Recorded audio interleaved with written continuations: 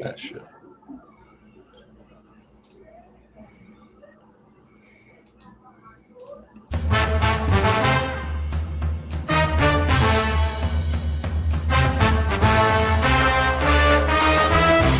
No black cats, just straight facts.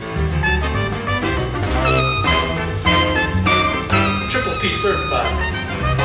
Listen, we can talk about odds all day. It doesn't matter what the odds are. It matters what's gonna happen.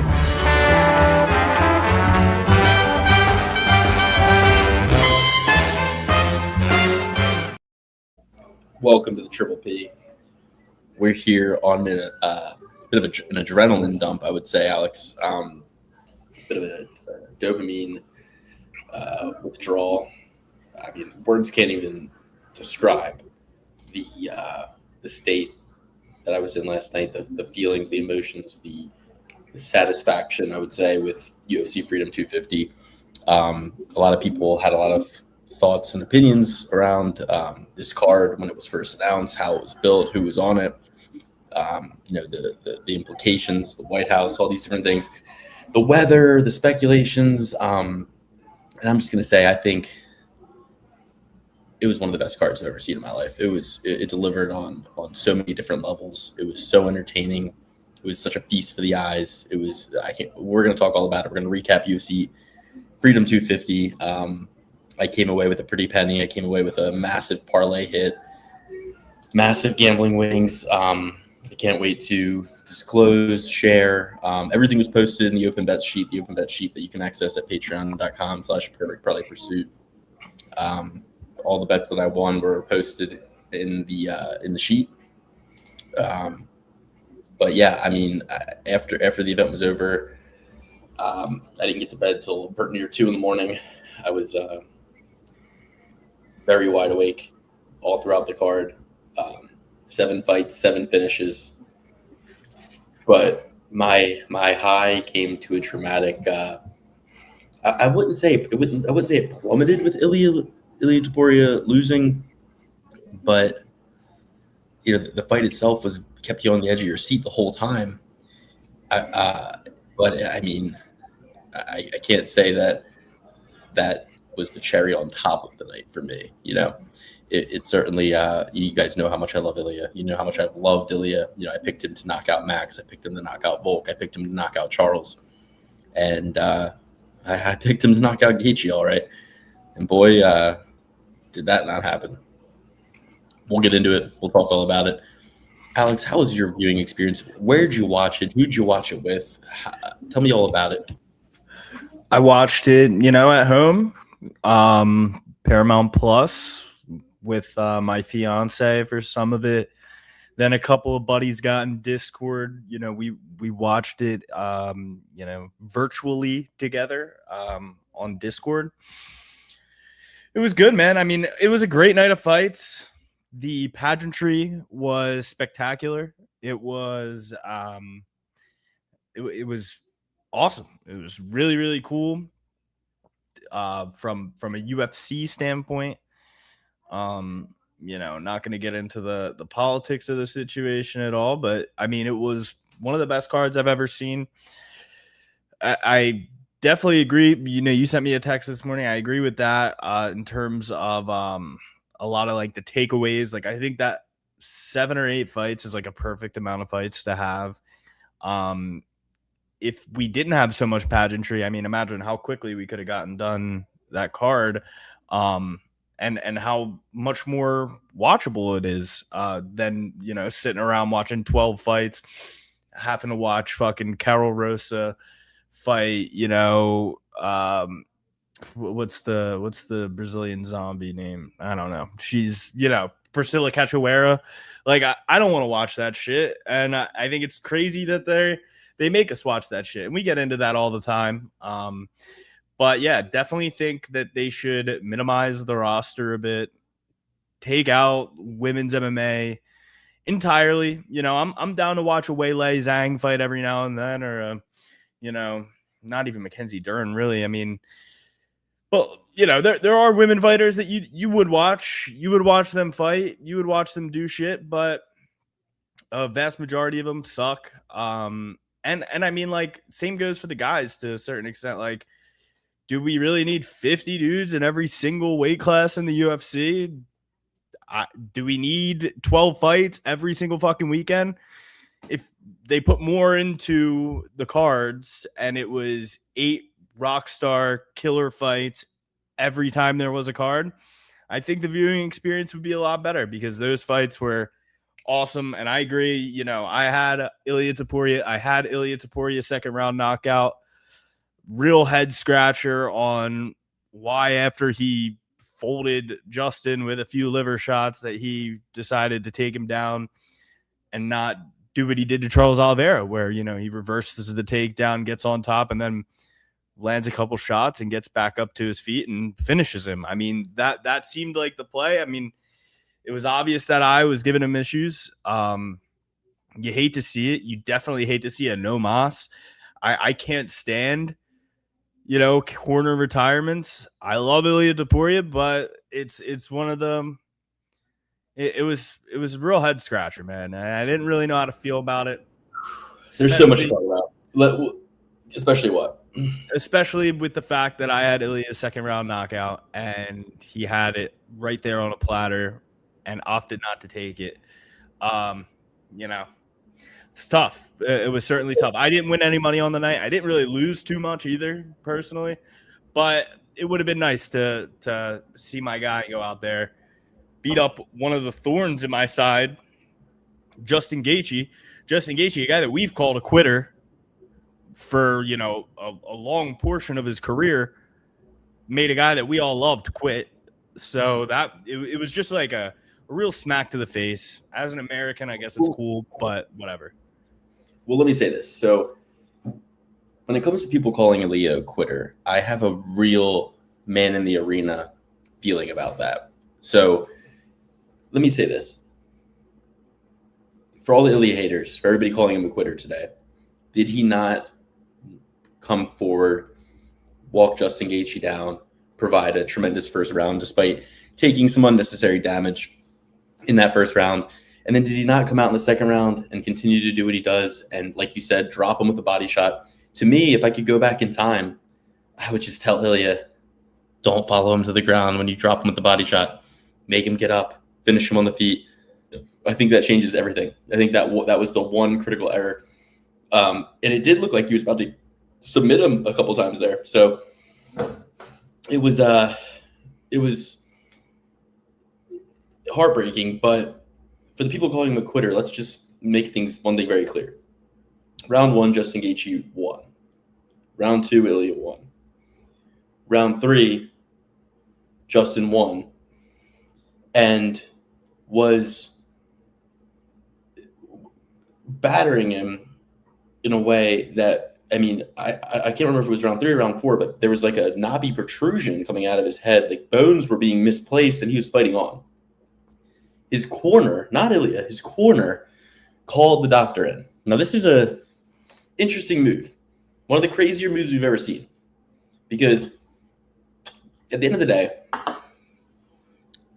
you're calling the doctor, you kind of think that's the end, right? Like, but what occurred was the doctor comes in.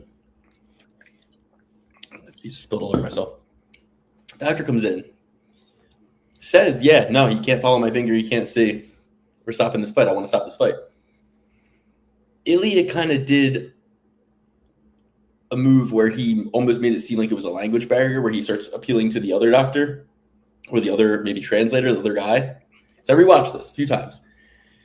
And he's now getting real like amped up, like, no. So it kind of forks out into a few different possibilities. Did his corner call the doctor in to get him some time, knowing that he wouldn't quit, but needed a little bit of time to get him some extra seconds before the next round started? If so, hey, all's fair in love and war. Not the biggest cheating we saw that night, and not even the biggest, so okay, so that's one area. But for people calling Ilia a quitter, he could have quit right there. He could have quit right fucking there. Instead, he answers the bell, comes out, and maybe wins round 4. I mean, the commentary were saying it might be 2-2 going into the 5th because he ended round 4. Well, Round 4 ended with him taking that insane knee to the ribs, which I think really changed things a lot. But he was in mount at one point at the end of round 4. He was pushing forward in round 4. He rocked him a little bit in round 4. He might have won round 4. So it might have been 2-2 going into the 5th. Now, in the corner at the end of the 4th round, it appeared to me that his brother was saying, we're finishing the fight. And then what I heard was that one of his other cornermen said, no, we're not. I don't know whether Ilya said no, we're not, but if he did, I don't look at that as quitting. I look at that as conceding victory, a bit of a, I lost this, I can't win this, and I'm fucked up, and my whole face is fucked up, and I think he might have broke both orbitals and a cheekbone. I mean, his face was fucked up. He took, unlike Volk, unlike Max, and unlike Charles, Justin just wears damage a lot better, has very dense bone structure. So despite going into round 5, it being pretty much even on the strike counts, Ilya was wearing the damage. Justin was not. And despite going into round 5,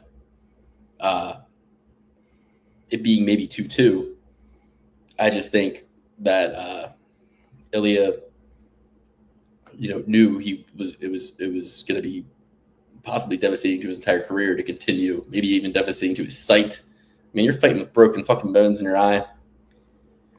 He did in round 1 what he did with Volk, what he did with Max, which is, go ahead, hit me. I'm going to keep moving forward, and I'm going to find my opening. But the difference is Justin hits fucking hard.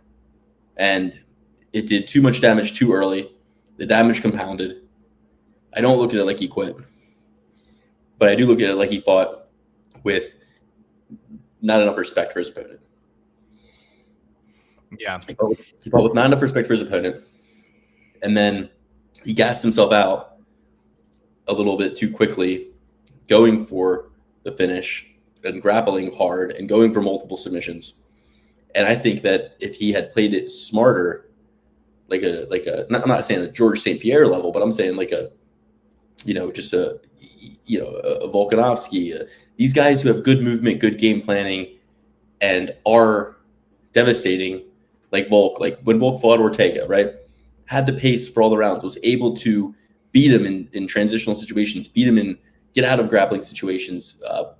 When he fought Islam, when Volk fought Islam, all right, like just having a more cerebral approach with the ability to find moments to go for finishes, I think would have done him well. The worst part of it all was having, our casual cousins telling me how stupid I am and telling me that all my takes are garbage when I'm sitting there glazing Ilya all the way up until the fight starts.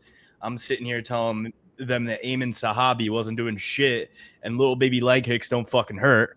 The game passed those guys by. They still think that Thai steel cups and, leg kicks and all of these different things are like innovation, things that have never been seen, never been done before. I mean, people forget, man, Benson Henderson was the guy who was really throwing those leg kicks to start out. So, that was the worst part for me. I had a lot of salt in the wound. I was getting a lot of salt within my wounds in there, and it hurt my feelings. It hurt my pride, and it made me look like a real idiot after seeing Justin Gaethje win.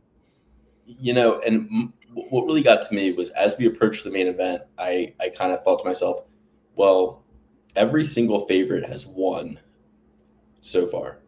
Yeah. Every single favorite has won. And we have many cards we're all set where 7 favorites win. Many cards, most cards. But when you have, a sample size in one night, you got to think one underdog's going to win. Yep. And I when I saw like the press conference and I saw big ass Kyle Dawkins, I started to think, maybe Bo Nickel won't take him down because he didn't take Paul Craig down. And I kind of have more respect for Dawkins' jiu-jitsu than Paul Craig's. Maybe he ends up standing with Bo Nickel, and I have more respect for Bo for Kyle Dawkins' striking than I do Renier Ritter's. You know what I mean? So I kind of thought, maybe Bo Nichols the one upset of the night. Maybe Kyle Dawkins brings the upset. Then I kind of thought, Ruthie fought BSD. BSD grapple fucked him. I mean, I know we don't see Chandler use his wrestling, and I know I'm the first one to say he doesn't have it anymore, and he doesn't. But I knew he was motivated for this, and I thought, well, maybe Chandler wins a squeaky. It was lost just as the technology to go to the moon was. Michael Chandler's wrestling. It's gone. No one knows where it went. No one knows how we had it in the first place. And some people are even suspicious that he never wrestled ever. But we don't have the telemetry data. I'd wrestle in a second, but the telemetry data isn't there. And I knew that Michael Chandler wasn't going to win no striking fight because I see him training with Alexi Paragandi on Alexi Paragandi's YouTube channel, and that little whippersnapper's beating his ass all over the place. That little whippersnapper's teaching him how to fucking feint. It's like Michael Chandler is 40 years of age. You don't know how to feint. You don't know you got this Paragandi, nasty though. Nasty, I want to see him come into the UFC and start wreaking some havoc. He's a fun dude. I'm excited for him to. He gets it. He gets it. He does. But so here's my thing, right? Don't call Ilya a quitter. I won $3,600, and I'm not happy today. Like, I've been sick all day. It feels like I have a concussion. You know how when you have a concussion, you kind of like remember how the concussion happened, like you forget and then you remember and then you get pissed off. That's how I feel today. Like, or where you're just kind of like, do.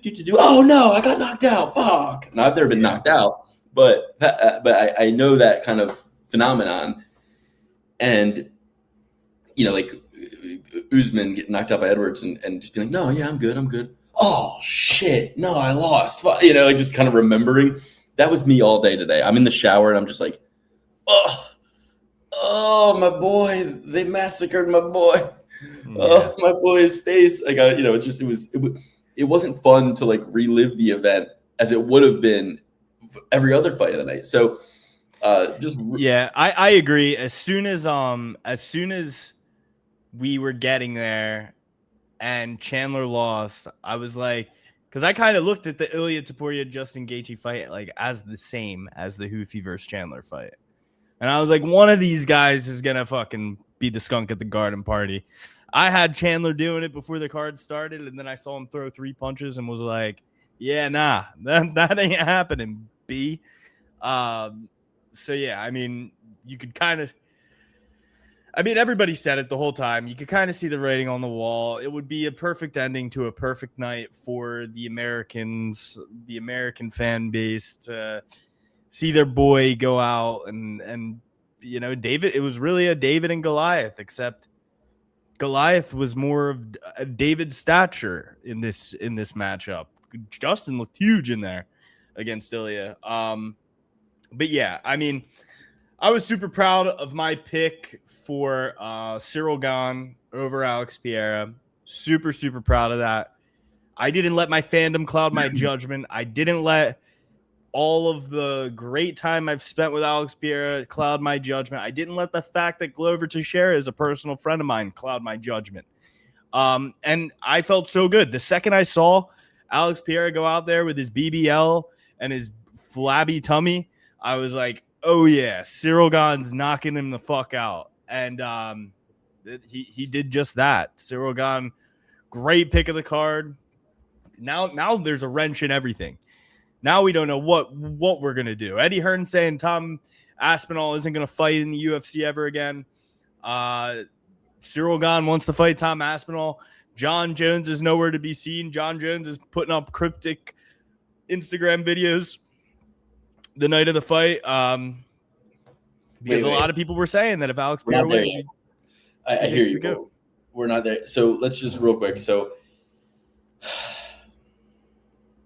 Poor Ilya.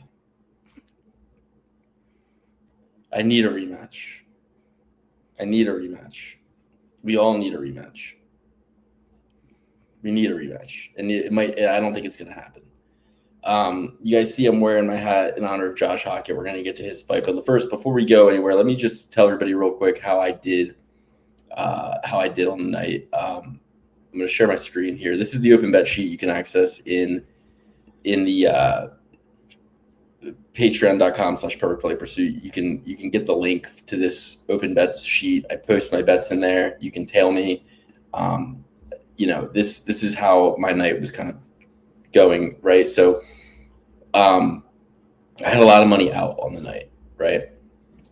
But this parlay, and I know I picked Garcia on the show, and I had Garcia in a lot of parlays that I built earlier in the week. But as the fight drew nearer and I'm watching Lopez, I'm just thinking Garcia's head's too small, Lopez is too hearty, and he's going to have some explosive dynamic action that catches Garcia, even if Garcia is doing well. We've seen him knocked out before. We've never seen Lopez finished. So I put Lopez there, right?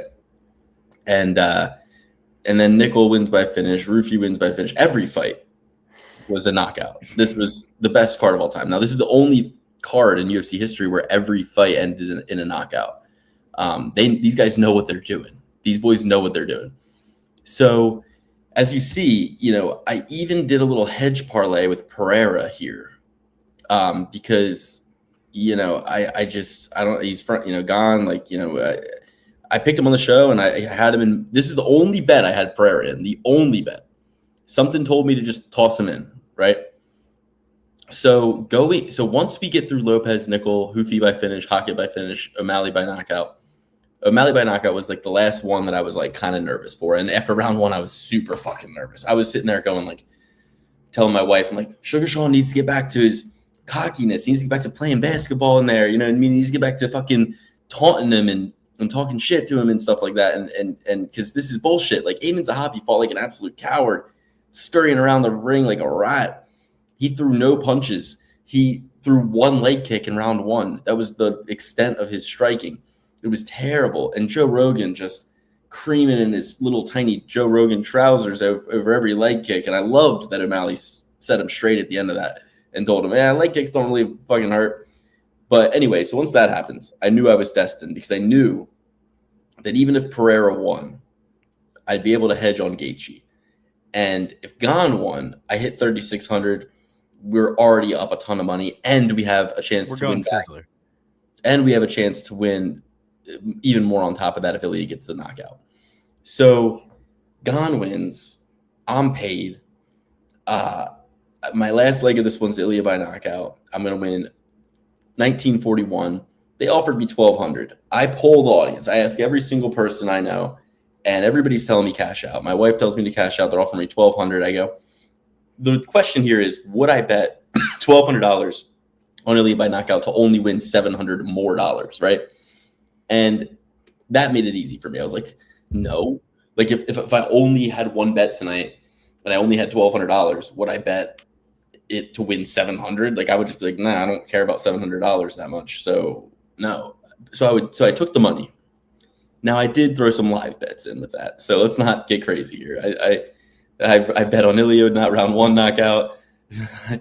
Hard Rock Bet, the only sports book you can use in the state of Florida, is actually one of the best sports books ever because not only do they offer you better cash outs, not only do they offer you prop bets during the fight. After round one ended, I was able to still bet Ilya by submission, Ilya by knockout, Justin by knockout. I was able to bet all of them.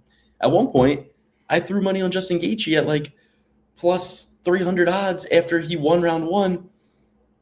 And I'm sitting there going, damn, like, let's cash this out. So I cashed that out, and then I rebet. I was fucking up every way you could fuck up. I was just getting so nervous and excited, and I should have just lost the 1,200 on Ilya by knockout. I shouldn't have lost it just placing live bets. But either way, I'm up big. I pull $4,500 out of my account.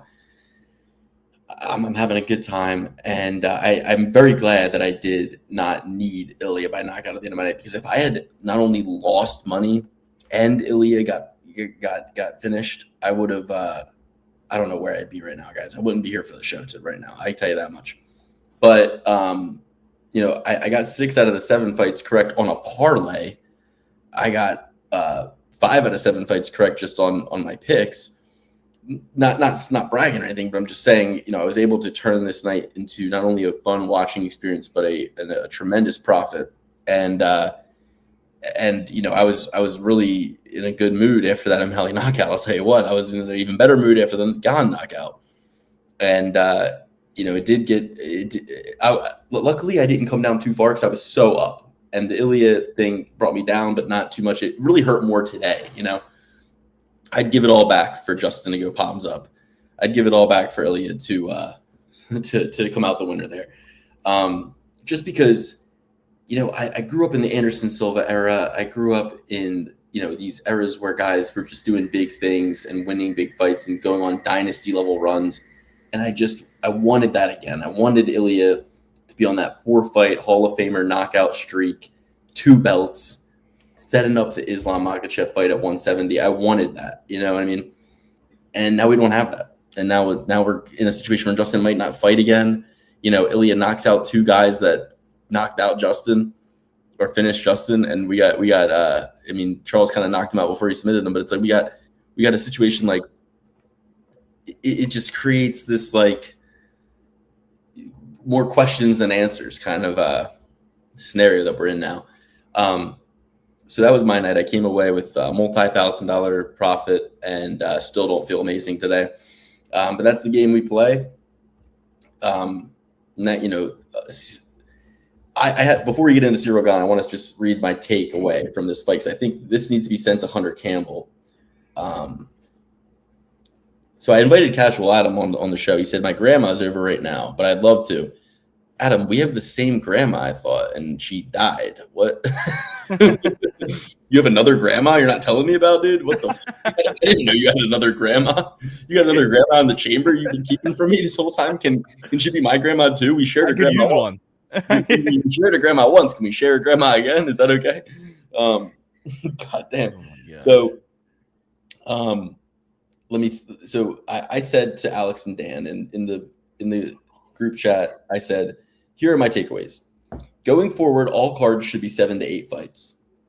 No women's fights ever again. No women fights ever again. We're going to cut the roster in half. Now, this is going to satisfy 2 things. One, it's going to allow us to not need to fill these cards with these fights that we don't need to see. But it's also going to make the UFC more popular, because now every card has name value, right? Pull that last comment up first. We got a few comments to catch up on. I'll do it after I finish my takeaways. Do I need to? Yeah. I'll do it after I finish my takeaways. So we'll catch up on Justin's comments in a sec here. But we cut the roster in half. Now every card has name value. What we also can do is, since we have half the roster, we pay everybody more. Now people stop bitching about fighter pay. What do we do with the other half of the roster, Luke? I'll tell you. Contender Series is now year-round. Dana White Tuesday Night Contender Series is now year-round. Most of Contender Series will be those guys trying to get into the UFC, but we'll make those cards longer. So instead of the Contender Series being 5 fights every Tuesday, now they're 10. And we put 5 of the fights like that we don't want to be watching next weekend, or don't know enough about either of the guy to really care next weekend on the Tuesday fight card. So now the Contender Series cards have some name value. They have, I don't know, they have, what's a good example? They have Jai Herbert on them. You know what I mean? They have Jai Herbert on the Contender Series. They have Nicholas Dalby on a Contender Series card. But they have Ian Kutalaba, who fights this weekend, on the Contender Series Tuesday night card, but not to get into the UFC, just to beef up the Contender Series card. So those 4 things, I said, we don't need half the fucking, we got this weekend, Carol Rosa versus Luana Santos. That should be on, how about this? We do a Tuesday night Contender Series, and then we do a Thursday night women's fight night. We make an all women's organization, call it Invicta. It can still be UFC. There. UFCW.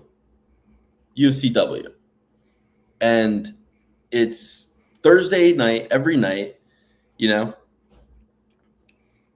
if some of these girls rise to the top, like a Joanna Jędrzejczyk, where we actually do kind of want to see them fight, they maybe can make their way every once in a while onto a Saturday night numbered card. But guys, I'm not trying to be sexist here, but we really just are looking at 2 different sports.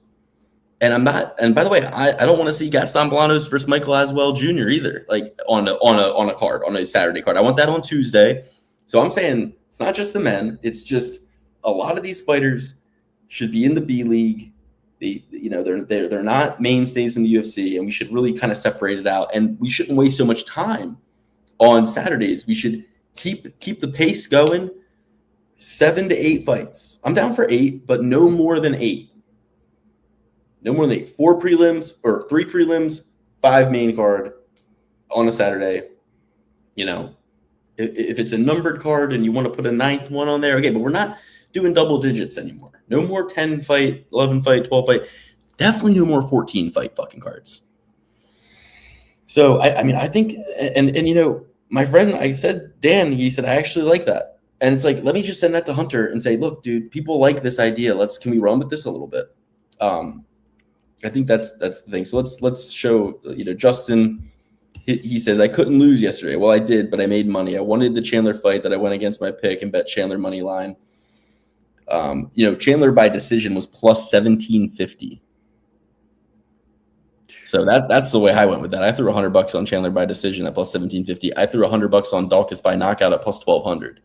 So, that's where some of my money was getting eaten into a little bit. I parlayed those two. $100 paid 22,000.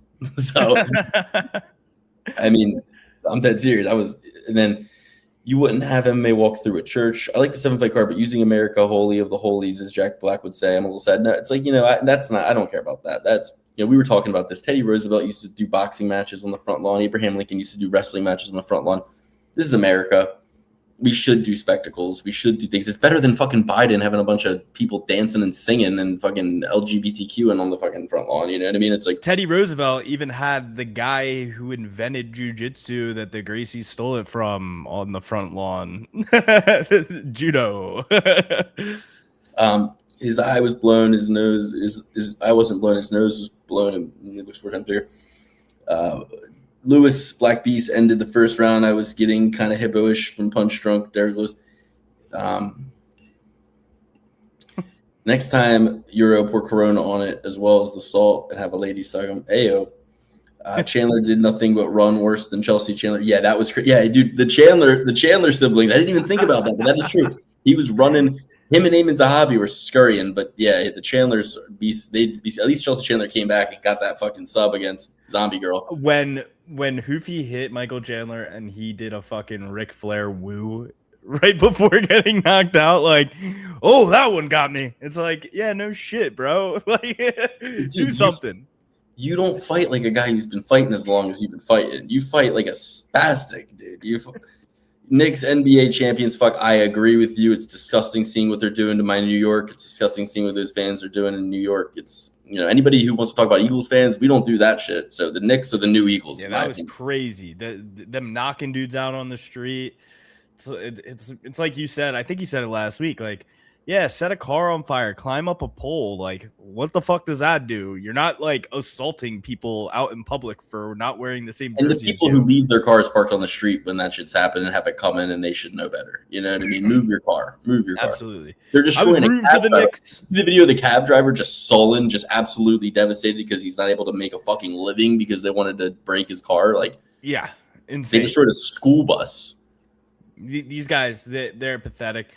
That's Mom Donnie's New York for you. Give me a Mom Donnie egg and cheese with some Brunson sauce, because that's what New York is now, everybody. Once I left New York City, power vacuum, And I was rooting for the Knicks. I was rooting for the Knicks just because of the Nova boys, Brunson, Bridges, and Hart. Like, cool to see the Villanova boys all on the same team from when they were on college and all win a championship together. But like, watching these New York Knicks fans, like, really made it unbearable. Like, I didn't want them to be happy, but I also wanted the guys that I like to like have success. So it was just one of those things. I was very conflicted.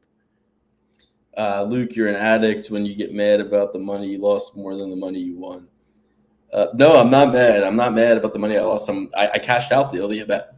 I'm mad that Ilya lost, If I could go back in time and break even on the night and Ilya wins, I'd be happier. I'd be a lot happier. To see Ali Abdelaziz. Did you see there was this shot where Trump is talking to Justin, and then Ali starts talking to Trump, and Justin kind of looks at him like disgusted a little bit, like almost like, why are you inserting yourself into this moment I'm having with Trump right now? You know, and funny to see that Justin Gaethje was hanging out with the Alphabet Boys because of his good friend Ali's connection with him. They got him in that gym. Don't yeah, let- as soon as they show Justin training in the embedded FBI headquarters, and then who do they pan to? Ali Abdelaziz, like, yeah, federal codename the Dolphin. Yeah. I think women are going to be going to. I mean, dude, I would sell the women's division to OnlyFans Paramount. Lukey reading notes. I thought this was all from the heart. I was reading the text I sent. All right, so then we got the Cyril Gane Alex Pereira fight, which we were telling you guys. I mean, the Cyril Gane Alex Pereira fight was really reminiscent of the Hackett Lewis fight in a lot of ways, except for the fact that Pereira is better than Lewis, and Gane wasn't getting as winded as Hackett. Hackett was looking a little bit winded against Derek Lewis. He was looking like he was sucking wind, a little more tired after that grappling he did with Lewis in round 1, or he knows that Derek plays possum and does the rope-a-dope and wasn't just going to engage, you know, even though it looked like Derek was just done. So, you know, but let's go to Cyril Gane, Alex Pereira. So Cyril Gane, dude, at this point, I think Hackett would have beat Pereira. I don't know if Hackett beats fucking Gane, dude. Gane is kind of like does everything Hackett does except the wrestling, but is bigger and more athletic. You know what I mean? Faster too. And listen, I know Hackett has better wrestling, Alex, but I don't know that Hackett can take him down for 5 rounds or do enough with the wrestling in any of the rounds to stave off the striking onslaught that Cyril Gane is going to, you know, that threat. You know, I don't know that I'm a little, so it almost was like bittersweet. Because I'm like, man, at least Hackett won, but I kind of thought he was going to be the champ this year, maybe early next year, and I don't know that he beats Cyril Gane. So we got to see what happens with. I think he's very lucky that it's going to be Gane Aspinall most likely. I think it would be great to get Pereira versus Hackett, even though Pereira lost. But man, Cyril Gane, you know, looked great in that first round. Looked just as good as he did against Tom Aspinall in the first round, if not better, and then ends up shinning Alex Pereira, dropping him. And Alex never went out. I mean, you're not going to put that guy out unless Izzy did, but fucking Gane, dude. He drops him. And then even during the fight, live, as it's happening, I say to my wife, I'm like, back of the head. Like, I'm watching it live, just calling it out. I didn't even need to see a replay. I was like, elbow to the back of the head, elbow to the back of the head. And then he gets up and he goes to the cage, and I see him setting up that elbow, and I saw in my head the Junior Dos Santos knockout. And I say to him, I'm like, here comes an elbow. Boom! And he elbows him. And I'm like, dude, I know this guy's movement very well. But what a fighter, what a fight. If you ain't cheating, you ain't trying. Respect to Cyril Gane. But boy, does he fight dirty. Boy, does he fight. I mean, and listen, I give people, if it wasn't Cyril Gane, I wouldn't care as much, but it's like, well, you have multiple. Like, I don't think his knockout of Junior was dirty. It was dirty-ish, but I don't think it was dirty. I mean, he hit him he touched the ear. You touch the ear, you're fine. And in this situation, I kind of look at it like, well, he was moving. You know, if you're hitting a guy in the back of the head in a transition, it's a little different. You know what I mean? Then you have him in, like, you have him in back mount and you're hitting him in the back of the head like Chandler was doing fucking Oliveira. You know, that was much different, like, than Chandler versus Oliveira, but it was still the same action and similar. And really, you know. I love that you said the dirty-ish, like you're George Santos, one of my favorite volleyball players of all time. You know what I'm talking about? Yeah. I thought you meant George Janko for a second there. My first favorite George. No. But gorgeous George Janko, baby. Where was he on the night? He should have been at that White House. I don't need to know. I constantly wonder what George Janko is up to. So, any thoughts on the Gane versus Pereira fight? We both knew that was going to go that way. Yeah, I mean, just like, how the fuck good is John Jones, guys? Like in all honesty, like John Jones, you want to talk about Gane with that Aldo dust in the back of that? Because who the fuck was that guy compared to? Because dude, I'm like, dude, he roll out John Jones, he chins John Jones at this point. What the fuck? Why didn't he? You know, why didn't he knock out John Jones? It doesn't make any damn sense. John Jones is different, dude. He's different. Okay, so everybody take your little fucking Tom Aspinall. John Jones was ducking from Aspinall bullshit. Throw it away. Take away the Alex Pierre fight. Take away it all. Because I think if Alex Pierre wins that, John Jones comes back and fights Alex Pierre for the title. I agree. Because he doesn't need to fight. He already beat him. So he posted after the fight, him wearing that goat necklace, and he's sitting there just going. And he's playing chess, not checkers. He knows. He's like, this is the bet. He's like, I poked Tom for me. Now no one fucking wonders about me versus Tom anymore. He beat Pereira, and now the guy I beat easy is the guy. So I don't ever need to fucking fight again. Which it's like you want to be like John. I mean, now George St. Pierre, when he was interviewed by Demetrius Johnson, did say like there is a lot of value in going out on top because now you continue to get these like opportunities and stuff because of your legacy and everything. But it's also like you make a lot of money fighting, John. You make a lot of just because on paper you're still the best doesn't mean like you still shouldn't fight and make $20 million. I don't know. I mean, you don't want a beast of a businessman now, though. So all he cares about is business. I get his ads on my Instagram all the time. Yeah. But yeah, I mean, like that's like my biggest takeaway is John Jones literally fucked Cyril Gane in, what was it, 2 minutes? And Cyril Gane does this to everybody else who you would have thought would give John Jones issues, like a Tom Aspinall, like a Alex Pierre. I mean, not a lot of people thought that John Jones would have issues from Alex Pierre because of the Cyril Gane fight specifically. But yeah, it's just insane, man. Cyril Gane looked amazing out there. I agree with you entirely on the Josh Hockett thing. In the moment, I was really hyped up on Hockett before the Gane Pierre fight happened. And then I saw Gane in there looking humongo. Alex Pierre with a BBL, Alex Pierre with a flabby belly, just getting pieced up by Gane.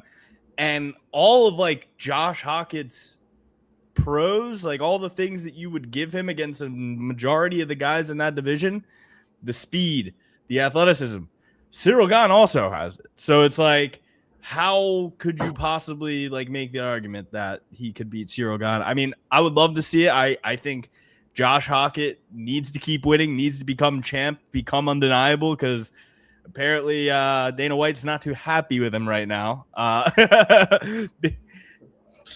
Which, oh, brother, man. It's like, so you didn't mind when Conor McGregor was calling, Khabib a terrorist rat. Like, you didn't mind any of that. You didn't mind when Conor called fucking Floyd Mayweather a Maltese or whatever the little chocolate candy is. Like, you didn't care about any of this stuff, but oh man, saying Michelle Obama and Brittany Griner are men, like that's really crossing the line. All the nursery rhymes, that's what really grinds my gears. Pretended to be a cholo. Oh man. Like, what are we doing here? Josh Hockett came out and said that he is a student of Andy Kaufman. He is making the UFC so interesting and so fun. And if you don't like Josh Hockett, I don't like you. How about that? I don't like you. And it's so funny. We literally have that conversation right before the card starts. And then the influx of my cousins bitching about how cringe Josh Hockett is and how, the guy can fight, but I don't know, man. I don't like his attitude. It's so lame. It's the lamest take. And the word cringe needs to be retired. It's so overused and it's so dead. It's so dead. He's not cringe. Nothing's cringe if you're doing it purposefully, first of all. And I mean, the first press conference when he called Alex Pereira his bitch and said he was going to piss on him. The second press conference where he does a complete about face and just becomes nervous, Josh. Like, this is the 5 faces of Foley over here. This is fucking Mankind, Dude Love, Cactus Jack, Mick Foley. This is just beautiful artistry combined with backing it up with outstanding performances. Beat Derek Lewis everywhere, knocked him out on the feet. I mean, and you know what it is above all else, Luke? Compelling. It's interesting to fucking watch instead of, hey, I guess we just go to see Saturday night. I guess we go to see Saturday night. Yeah, we're gonna find out Saturday night. And if you think that like, oh, it's just that easy, Colby Covington was never this entertaining. Colby Covington was never this fun. He was so like stumbling over his own lines all the time. I'm taking you the seventh layer of hair. He's always, It's like what I sent you, fucking Hamzat Chimaev and Dylan Dennis talking to each other before their wrestling match. And I said, caption, this is the most mumble mouth bullshit you're ever going to hear in your life. And it's just, yeah, man. And then Hamzat, I'm going to kill you, Dad, and I'm going. Like, these guys don't know how to fucking talk, man. We need public speaking training for every single one of the fighters, because seeing them with a microphone in front of their face makes me fucking sick to my stomach. A lot of them make me sick. Even O'Malley is like, so, like, I've always said this, he's not MK Ultra enough to be the star that he could be. He's not like Justin Timberlake and Britney Spears in the Mickey Mouse Club doing the reps, like coming out. He beats him up. He goes, Peter Yan. Nah, but they're probably going to do Peter versus Merab. Shut up. Nobody knows that. Nobody fucking knows that or cares. You can just you're burying yourself. You can jump the line. You are the last guy to beat that guy. Just nobody fucking cares. He's all about like, the power of belief and visualization. So stop fucking cutting your own legs out from under you by saying the shit that nobody fucking knows. Just go out there and be like, Peter Yan, you should have been on this card, but you're getting a fucking hair transplant. When they're done cutting the hair off your ass and sticking it to your head, I'll be waiting for you. That's something great. Like that. That'd have been great. Marab's nose is broken. Yeah, I thought his nose was always broken. I don't know what the difference is. He should be fighting. I want Merab again. He never even beat me. Like, take it to another fucking level, I'm 1-1 with Merab. Let's settle this. Everybody be like, he's 1-1. But he's always reminding everybody of like the UFC's the plans. Casual doesn't even know what Tapology is. Okay, they don't even know how to find these things out. They don't. It's like when Chael says, and it'd be impossible to find out. And no one can do that math. No one can do that math. But I think O'Malley, thank God he did that, and thank God the abhorrent, the corruptible, the absolute snake in the grass, Jason Herzog. Thank God he stopped it. Because if he didn't and it went to a decision, I would have fucking been dead. I was watching that first round. I was like, okay, O'Malley's going to win, but he might win a decision here because he's not able to catch this guy. He's not able to chase him down on a lot of my cards. And I'm sitting there and I'm going, I can see it now. I can hear him and the MMA Guru on their podcast Monday morning, and I can hear him kind of like asking MMA Guru to give it to him straight, and MMA Guru like trying not to be too hard on him, but being like, well, we had all those knockouts, and I can't do the British accent, but he's like, for some reason I can do Eddie Hearn, but I can't do Aspinall or Guru. I can do Eddie Hearn though. And Dana, with this unbelievable ego, I can do her, right? I can do it. I can't do Aspinall or Guru, but it's like, I think you have a great Aspinall. Wasn't really, Cyril fought well. And I'll be the way. I'll be next to take. Yeah. But it's like, and we'll get into Eddie Hearn too, because it's crazy how I just keep my fingers so fucking deep on the pulse of everything going on, and no one else fucking knows anything, and I constantly have to tell everybody everything. It's like, and they want to argue with me, and I'm like, guys, I know everything. Nothing doesn't make it across my desk. I know everything. Oh, that drove me up a wall in that group chat where Thank they're God. talking about Josh Hockett, and you're like, watch his last fight. You didn't even see his last fight. It is the best fight ever.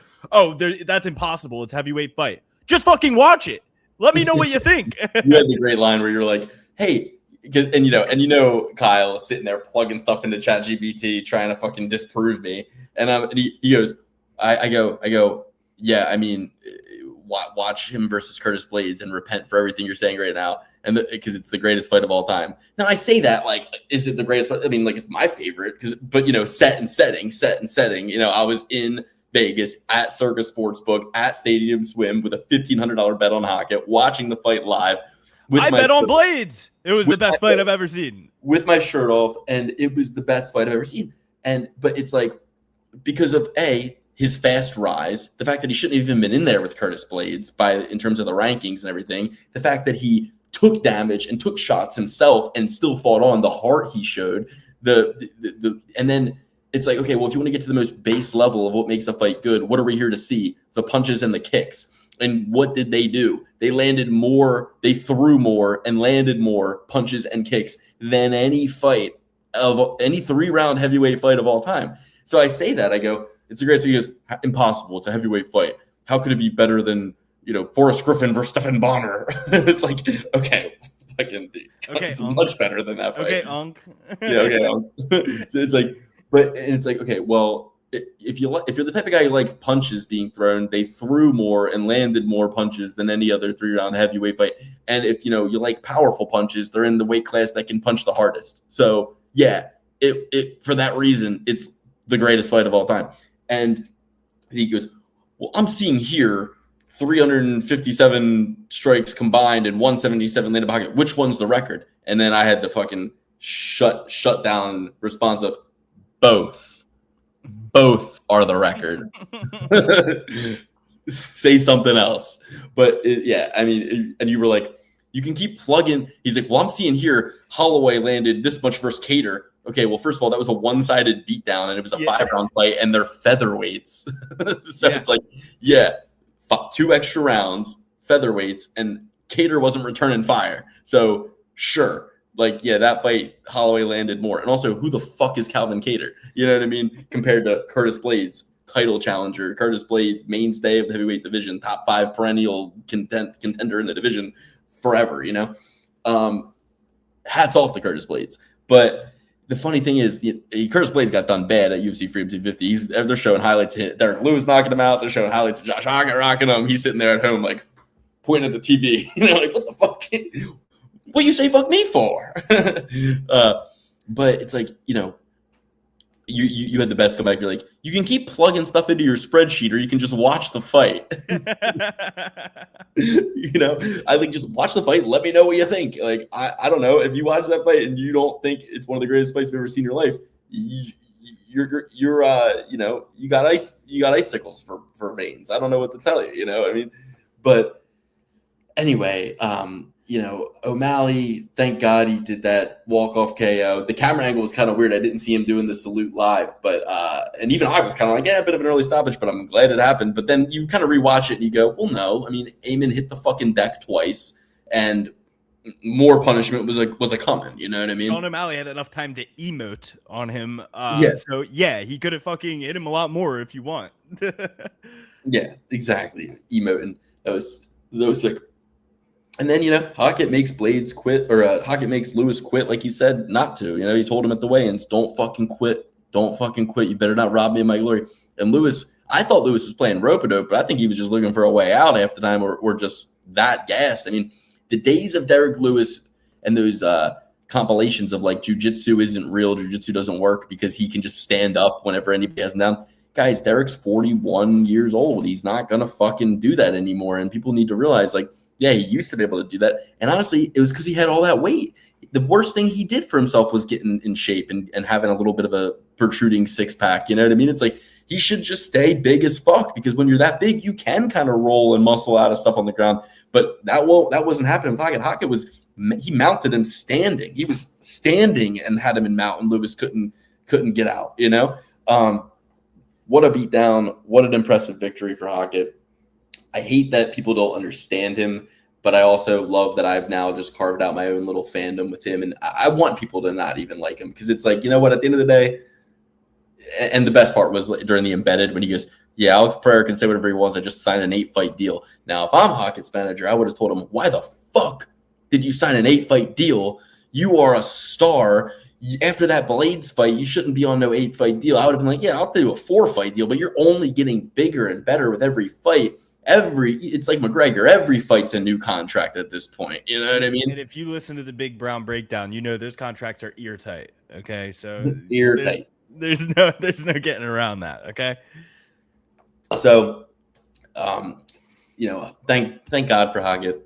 I had him in a cheeky little parlay with him by submission, and I thought he was about to get it for me with that armbar. But, what else? Roofie by finish. We talked about it. Chandler scurrying around. Chandler just dude, this guy he regressed so hard. It's insane. He's got the best training partners, the best coaches, the best resources, and he's regressing so deeply where it's like Chandler, like, and when he said this fight's for me, I'm like, okay, good. He's not going to try to like show out for the fans. He's going to just win a boring decision, maybe, you know? But I mean, my wife looked at me after the fight. She goes, Rufy isn't even sweating. They're outside and he's dry as a bone. Like, he just did whatever he wanted to him. I mean, Chandler was a wounded gazelle from the fucking first second of the fight, you know? And he's like fainting and trying to get the takedown and just wasn't happening. It was real pathetic. I mean, you know, but yeah, it's like, you know, and Chandler was, you know, during the weigh-ins and everything, he's getting so hyped. He's really like convincing everybody that maybe he can do. And it's like I said, Benoit Saint Denis wrestle fucked them. You can't. Benoit Saint Denis wasn't no All-American. Benoit Saint Denis didn't even know what wrestling was until he was 38, and then he started. By the way, spoiler alert: Paddy the Baddy is an underdog against BSD. I'm fucking backing up the Brinks truck on Paddy the Baddy. He's gonna fuck up. And I kind of thought for a second, oh, maybe BSD was. After seeing what Gaethje did to Topuria and Paddy making it close and landing on Gaethje, I go, Paddy is maybe one of the better fighters of all time at this point. If Gaethje just beat the GOAT and Paddy had a competitive fight with him all 5 rounds, Paddy fucking does whatever he wants to BSD. Oh, BSD beat maybe Ilya too at this rate. Maybe even Ilya. I don't know. Fuck. It's so sad. It's horrible. It's like, what is next for Ilya? Dude, and I saw the first bug that I saw of the night was when Ilya Topuria was like curled up in a ball and Justin's hitting him, and I just see a little bug fly right by Ilya's face. And I'm like, can it get any worse than that? You're leaking like a madman, leaking like a faucet over here, and then a bug flies on you. It's like Ilya's next fight, if it's not a rematch with Gaethje, Ilya's next fight is going to be akin to season 3 of Eastbound and Down, where Kenny Powers is working at the fucking Enterprise Rent-A-Car. Because it's going to seem and feel and look so unnatural. So unnatural. It's going to get this guy fighting for the BMF or something, because to just put him in the mix again it feels like watching a fucking bear walk on his hind legs. You know what I mean? Like, or Chewbacca hanging out with a bunch of Ewoks. It's like Chewbacca hanging out with the Ewoks. It's like, what? Dude, totally, yeah. So, Hawkins a god. Nick Rufy. And by the way, I didn't know this. Rufy's apparently beautiful. Like, we're watching the weigh-ins, we're watching the fight, and my wife just keeps saying, like she's just casually like, I mean, this man is stunning, but I mean, he's scary too. I'm like, okay, but you're a woman. I'm like, you're a woman, so that just makes you more turned on by him. So like, I didn't know he was this. She's like, I mean, easy, Callan, easy. She's like, he looks like a what did you call him? She's like, he looks like a mermaid, a merman. Like, he looks like she's like, he's beautiful. I'm just like, is he? I'm like, I didn't know that Rufy was like super attractive, but I guess I can see it now. I mean, now I can't unsee it. Now I'm like, oh man, this guy's like such a beautiful. And if you think about it, what a romance novel it would be to write about the guy who was a bodyguard for billionaires, who used to do underground fights for billionaires, and is now fighting at the White House for a prestigious cage fighting organization. It's like the plot of Roadhouse. And then proposes to his wife after winning against Chandler and proclaiming Jesus. He proclaims Christ as king, proposes to his wife, and it's like, what a romance novel. Looking like that, apparently a very beautiful man. You know, I didn't know. My wife informed me. I didn't know. So, and then, you know, the only other thing I kind of wanted to touch on was just the stand-up. You know, Bo Nickel took down Dawkins, and the corrupt, abhorrent Jason Herzog stands them up. You know, kind of based, actually. Kind of based, but you know, also. And Dawkins is out here like, yo, why the fuck did you stand us up? I was at least safe on the ground, and you stand us up, I get knocked out, idiot. What the fuck? I was working, and yo, you see Dawkins. I called this out before. I think DC or Rogan called it out, but Dawkins kind of went for a buggy choke, and I was like, yeah, you're gonna buggy choke Bo fucking Nickel, dude. Yeah, he's very funny. I think really though, it really was, and Clint a friend of the show, Clint, been on the show many times. He touched on this. It was disgusting what Mark Goddard did. The doctor called the fight off. Yeah. And Mark Goddard just said, I want to keep this. He literally said verbatim, I want this to keep going. Mark Goddard is a cowboy out there. He fits right in DC. He does what he wants. He flies by the seat of his pants. Devil may care attitude. Doesn't give a shit about the rules. At one point, he's stopping the fight because the guy gets a piece of glass in his foot, and he's like, "It's over! It's over!" And then he's stopping Izzy on his fucking feet against Pereira, and then he puts Ilya out there to fucking die. Like when the doctor is like, "Yeah, he can't see. I'm stopping." Fucked over Covington, bad. That was so funny. Yeah, fucked over Covington, bad. And it's like that was so funny how they all had to be like, wait, everybody just calm down for a second.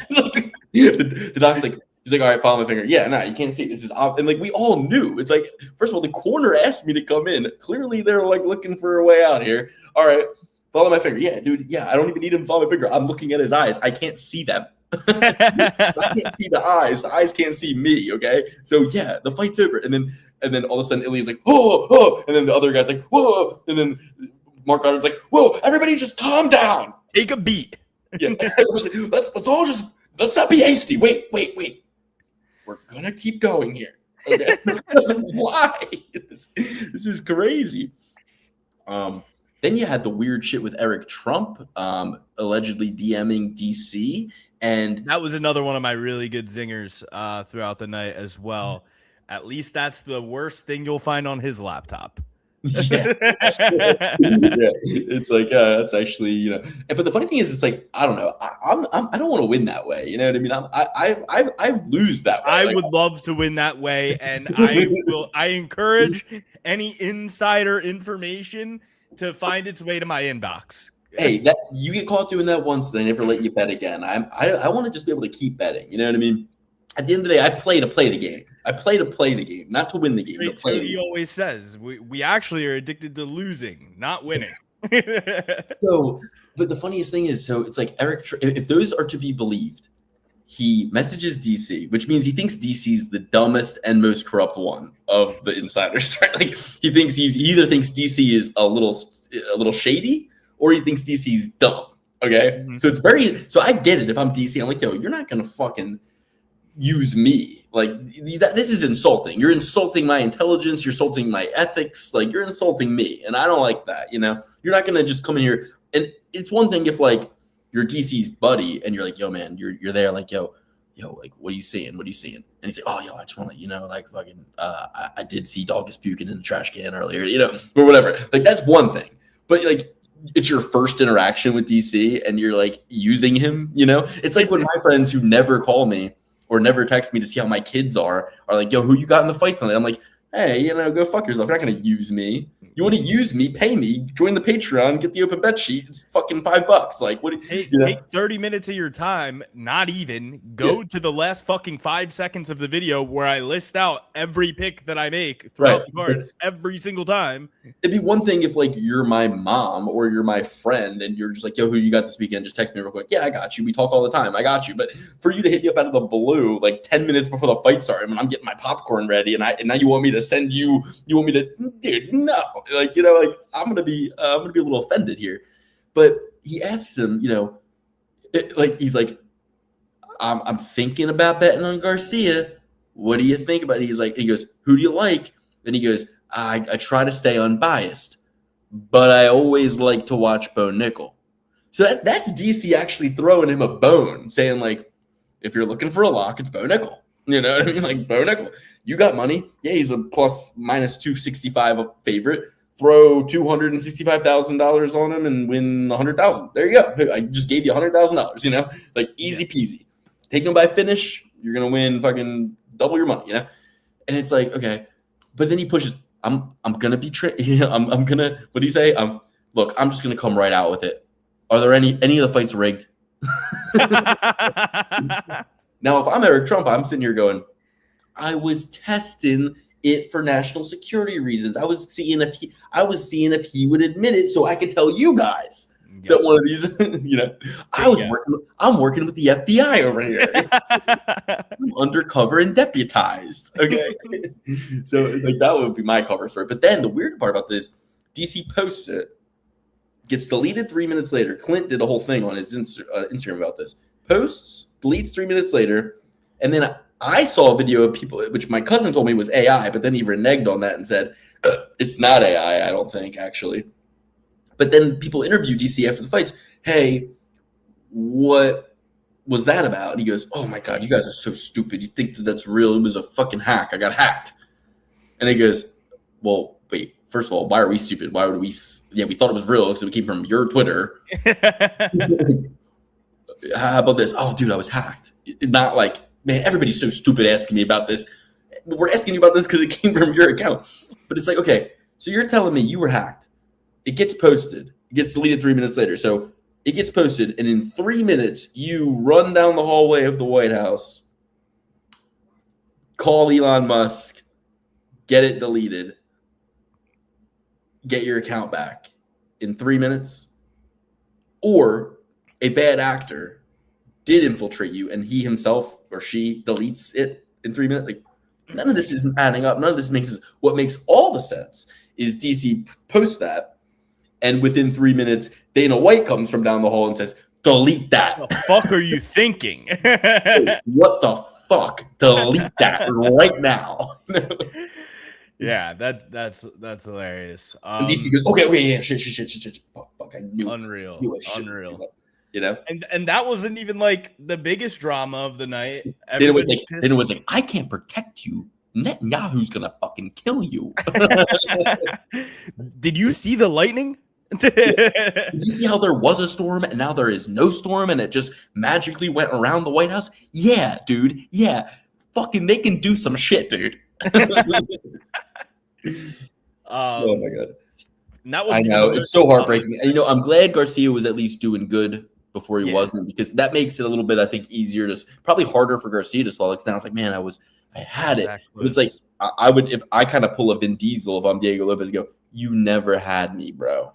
You never had your car. Because at the end of the day, the more confidence Garcia would get, puts him in more dangerous situations. What Volk did was he didn't, he was having success, but he didn't overdo it. And that's why he was able to beat Diego twice. What John Silva didn't do and what Garcia didn't do is they had some success and they overdid it. And Diego is waiting for that moment. He's waiting for you to get overconfident so that he can fucking chin you. He's not like Ilia Topuria where he's marching forward the whole time. He's kind of waiting in the pocket for you to get that confidence that you're going to come in. And Garcia's head was always too small. I mean, he's got a snap head, like a little snap pea. Couple other things we have to address here. Pocket post-fight interview. Well, Call Michelle Obama, man. We talked about that. Dana White not happy. I saw, and unless this is another AI thing, I think I saw Shane Gillis walking out of the thing, and people asked him about that. And he goes, "I didn't love that. It's like, Shane, we watch your podcast. You loved it. You've talked about Big Mike a ton. Shane, yeah, you did. We watch your podcast, and we know you loved it. We know you did. So what do you talk? We can find the footage of you talking about Big Mike. So you loved it. And I don't even believe that. Like, I think Michelle Obama is a woman. It's so ridiculous that it's funny. You know what I mean? Now Barbara Bush might have been a man. I'm not saying that every first lady was a lady. I'm just saying I personally believe Michelle. Her kids look just like her. I mean, like she had them. I would assume.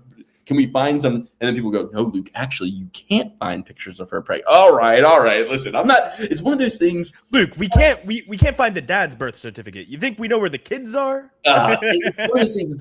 It's like I love conspiracies, but there are certain conspiracies that I just don't even want to look into because I don't want to be convinced. I'm like, look, I'm still trying to convince people that the fucking firmament and the moon landing is fake and the Van Allen radiation belt and the fucking Operation Paperclip and the Antarctica Treaty. And I'm trying to convince people of fucking Operation Crack the Sky and Operation Starfish Prime and Project Bluebeam. Like, I'm in that lane, and like, that's hard enough. That's a fucking Herculean effort to convince people that that there's a firmament and the Van Allen radiation belt, and we never went to the moon. And why didn't we go to the moon? Well, because we can't. Well, why can't we? This is, the Antarctica Treaty. Like, this is all so hard to do. It's hard to do that. If I start talking about Michelle Obama as a man, if I start talking about all this stuff, I'm just going to look like an idiot. It's a great joke right there. It's just so well structured, I mean, it's like hockey that's going to go right over everybody's head, It's going to go way over everybody's head. But they bring Tyson Fury out. And, this is, again, I had to explain to our cousins in the group chat. I'm like, okay, so it's like, I don't have time. I'm like, I'll explain this later. I don't have time to explain this, but I'll explain this later. Dana White starts Zuffa boxing. He pulls Conor Ben. They don't even know that. They don't even know that Zuffa boxing exists. They don't even know Zuffa boxing exists. They have no idea. It's like Dana White starts Zuffa boxing. He takes Conor Ben from Eddie Hearn. Eddie Hearn retaliates by becoming Tom Aspinall's manager. I watch Eddie Hearn on boxing podcasts that are 25 to 35 minutes long, and I listen to Eddie Hearn for 25 to 35 minutes talk about all of this, okay? Yeah. So I am very, very, very, very plugged into everything that is going on. Nothing does not make it across my desk. I know everything. Mm-hmm. Eddie Hearn I've heard from Eddie Hearn's mouth that in the contract for Tyson Fury versus Anthony Joshua, the fight has to take place in England. The fight has to take place in England. Now, will we work with Turki Al-Sheikh? I'm losing it. I'm losing the accent. I had it for a second. I'm losing it a little bit. But now if Sheikh Turki wants to renegotiate, we can renegotiate. That I got it back. We can renegotiate. But that's between Anthony and Tyson and Turki Al-Sheikh, not Dana White. Dana White... He is, in the contract, it says right there, Zuffa boxing, he calls it Zuffa. Zuffa boxing cannot be promotionally involved. And DAZN won't mind me saying this, but they sent Dana a cease and desist for talking to Ryan Garcia. Right? So there's all this stuff going on, but I think Dana is just like, yeah, I have unlimited money, sue me. Yeah, sue me. The fight will happen. That's what he said in the post-fight press conference when they were talking about. They asked him about this in particular, and he was like, "Yeah, it seems like nobody really knows what the fuck they're talking about, huh? And everybody kind of looks stupid now, right?" Well, the reality is, he's like, "You think I give a fuck that those people sued me the week of the fight? Yeah, I have lawyers. They handle that shit, not me." and what's also funny is Chael Sonnen for years, and this is so over our audience's head, and this is so over everybody's head, but like this is deep shit here, okay? Chael Sonnen for the better part of 7 years has been beating the drum that there is no, on his podcast, he will say this all the time, and nobody listens. Nobody asks him what he means by this. But Chael has said so many times, he slips this in all the time, there's no such thing as exclusivity in a contract for MMA with an independent contractor. There's no such thing as he said this. John Jones and Francis can go fight today. There is no such thing. He's like, and yeah, they'll try to stop them, but it will not work. And you will not be able to, right? So he says this all the time. It will not hold up. The exclusivity agreement will not hold up, is what Chael says. It's like a non-compete clause in your fucking contract when you go to a different company. Never. I was worried about a non-compete one time. My new job I tell them, I say, I have a non-compete. They go, we don't give a fuck. they go, yeah, they're gonna send us a fucking cease and desist. We're gonna wipe our ass with it. We're gonna wipe our fucking ass with it. So I'm like out of here worried. They're like, don't worry about shit. Like, yeah, unless you're in Florida, it's a little bit harder to. They do enforce maybe. I don't know. That's what I was told. They said unless you're in Florida, you're fine. Well, I am in Florida now, but yeah, I was about to say, good choice. but no. So it's like the reality is that if that's true, where do you think Chael learned that from? And if Chael knows it, Dana definitely knows it. And Chael says it's basically an unspoken agreement between all the promoters, just like, hey, let's just not do this. You know what I mean? Like, let's just kind of like, play fair. But reality is, I think it's one of two things. Either Dana just knows it won't hold up in court, or he's like, yeah, whatever, I'll pay some amount of money. But at the end of the day, I'm not trying to make money off this. I'm trying to put them out of business. And I could break even on Fury versus Joshua. I could break even on Ben versus Garcia. I'm going to be the last man standing, and then I have everything. It's like Uber doesn't fucking take profit. They reinvest all the money they make into getting self-driving cars so they can fire all the fucking guys driving their cars. You know what I mean? It's like it's a long game. All the sports books don't make profit. They just, all of them want to become the only the show last man standing. You know what I mean? Yes. You want to, yeah. So it's so they keep spending and spending and spending. None of them have turned a profit in like sports books in particular. Strategy. Yeah. We'll give Kevin Hart $7 billion to go on 13 different commercials with Shaquille O'Neal and then be like, yeah, get DraftKings instead of Caesars. Yeah, exactly. It's just an arms race. And he who has the most arms, the longest arms, the most gold, it's the golden rule. He who has the gold makes the rules. Mm-hmm. So that's what they're after. They're after long-term hegemony. That's a political science word. It's a 400 level political science word. Hegemony. Okay. The hegemon. So anyway, the Tyson Fury thing. They bring Tyson Fury out, which I love Tyson Fury. I'll never not love Tyson Fury. He is just the fucking best. And he comes out, and it's like Dana was like, they said Tyson Fury couldn't get into the country. Yeah, I guess we proved that wrong. I guess no one knows what the fuck they're talking about. So he comes out and then doesn't announce the fight. Yeah. Like, Tyson Fury playing chess, not checkers over here. Gets a fucking free invite, gets a fucking honorary walkout better than anybody's. And then Anek's like, so you're here to announce something? He goes, yeah, I'm not going to announce anything. That was awesome. And Anek's like, okay, well, fuck. I love seeing Anik squirm. It's the best. Yeah. Oh, yeah. I mean. And speaking of squirming, I mean, like, Joe Rogan with his fucking tie, like, show me a guy who's never put a suit on in his life, like, and I'll show you Joe Rogan, because he looked like shit. His tie looked like shit. His shirt was all out of whack. Everything was fucked up. And DC on the broadcast says, it's so crazy we're all here wearing ties.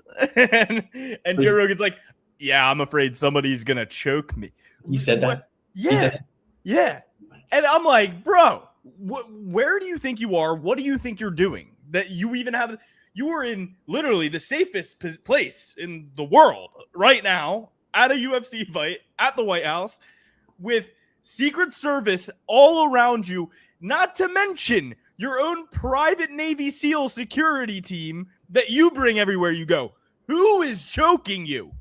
By the way, Joe, we don't need the tie to choke you. You're 56 years old. You're almost 60, Joe. Like, Joe, I'm a 3 straight blue belt. I'll choke you. All right?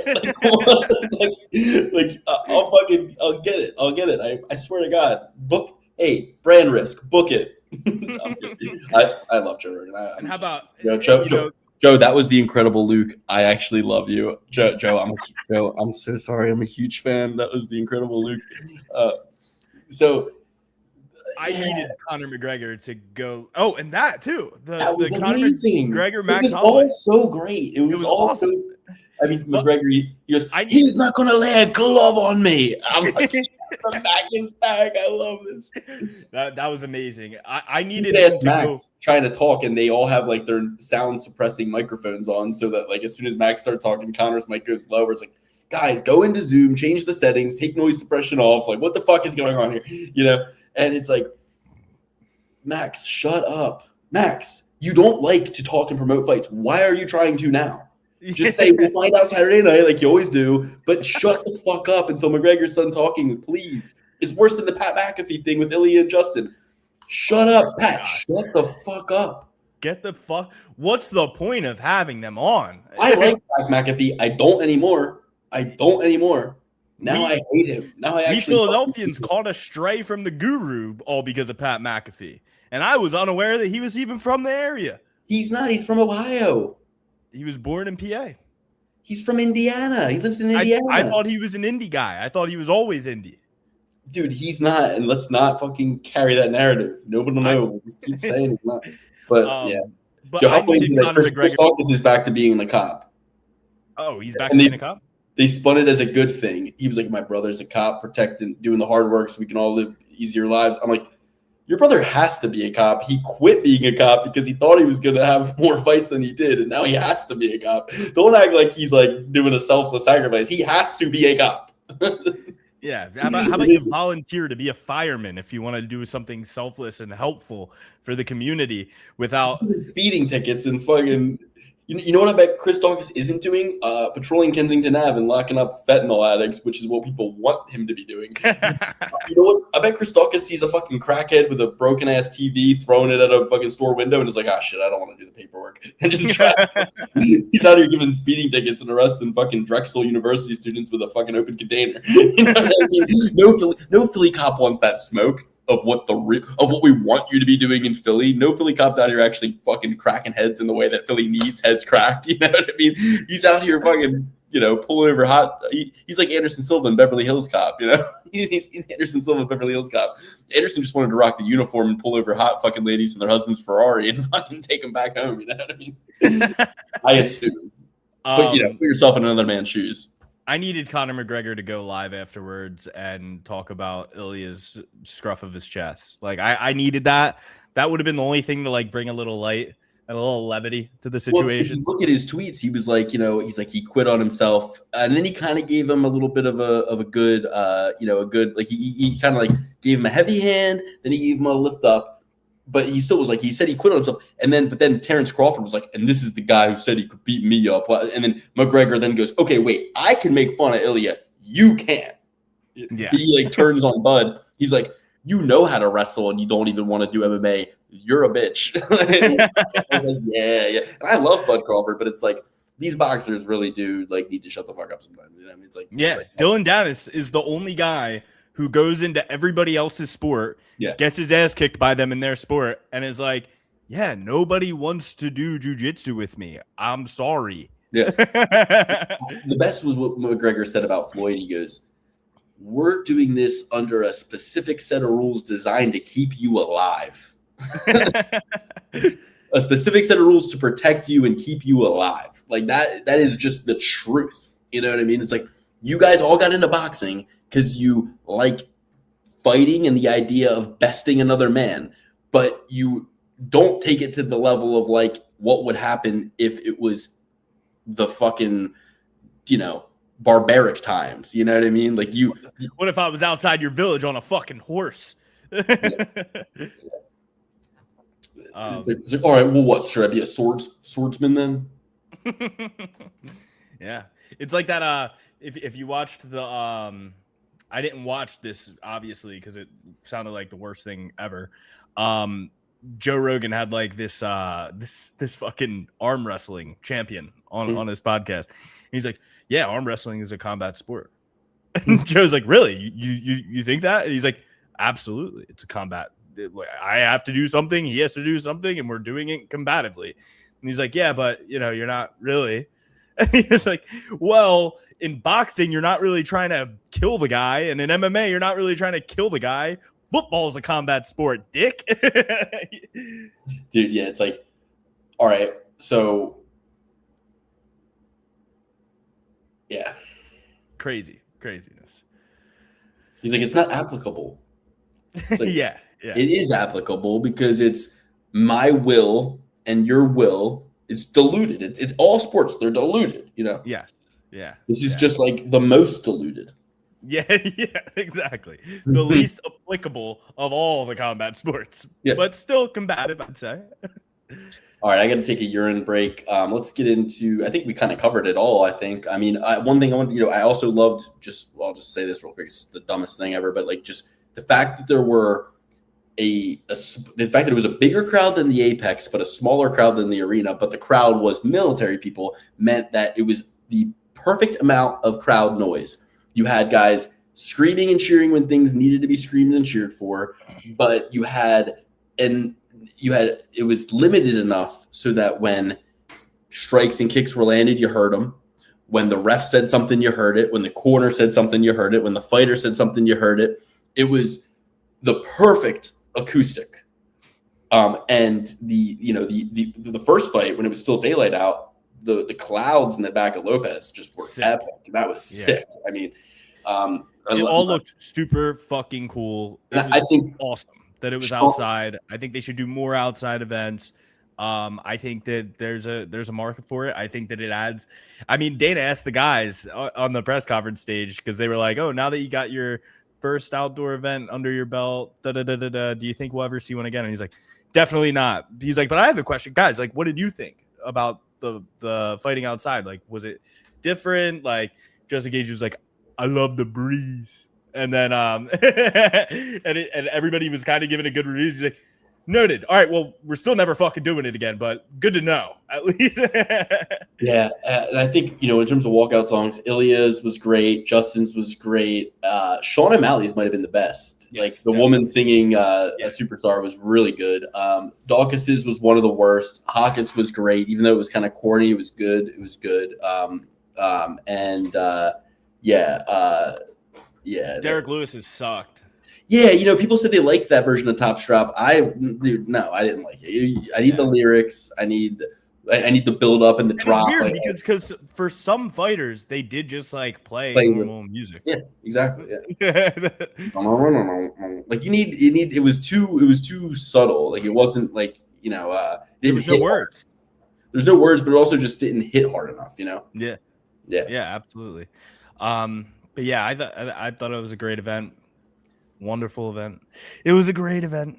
But it was awesome. It was great. All right. I'll vamp. I'll vamp while you pee. Vamp while I pee, and then we're gonna start with the first fight of next week's card: Shane Collins versus Otari Tanzalavi. Jesus, it's like, are you kidding me? Now we have to do this. This is like eating a flaming young and then having to eat spaghetti. You know what I mean? You promised me flaming young. You gave me spaghetti and meatballs. Like I like spaghetti and meatballs, but it's not a flaming young.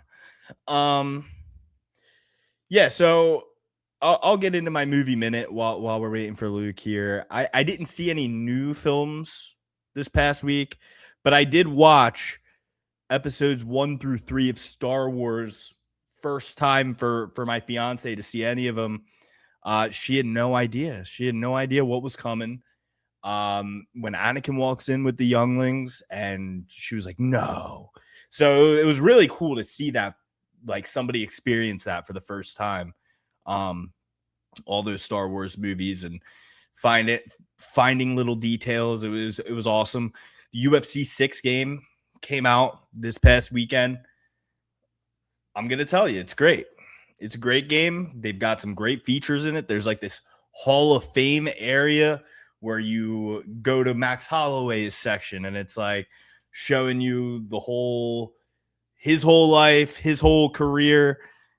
Goes into the BMF. They give Nate flowers for starting the BMF title. Bunch of cool shit. Alex Pereira has one, and then Weili Zhang has one as well.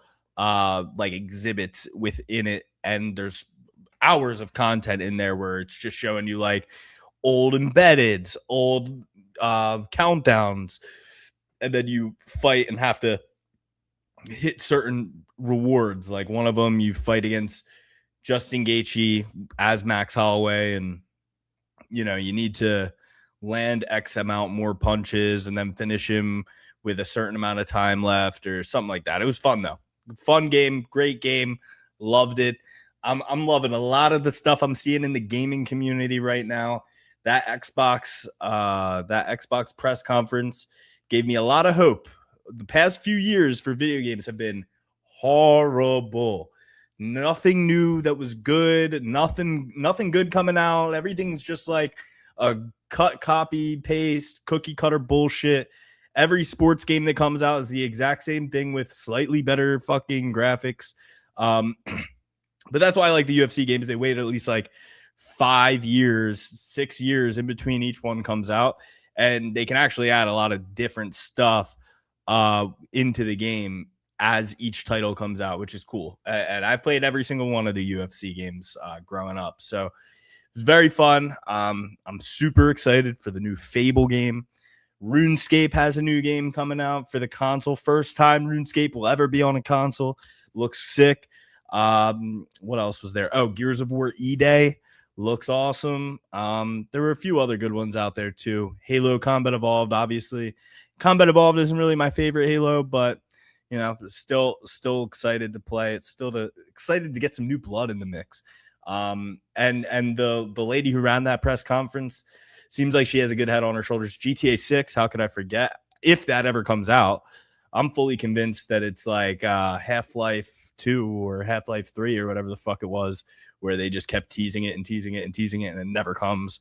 So yeah, I'm super excited about the gaming community, things coming out, things to do. It's gonna be excellent, and yeah, super pumped for that.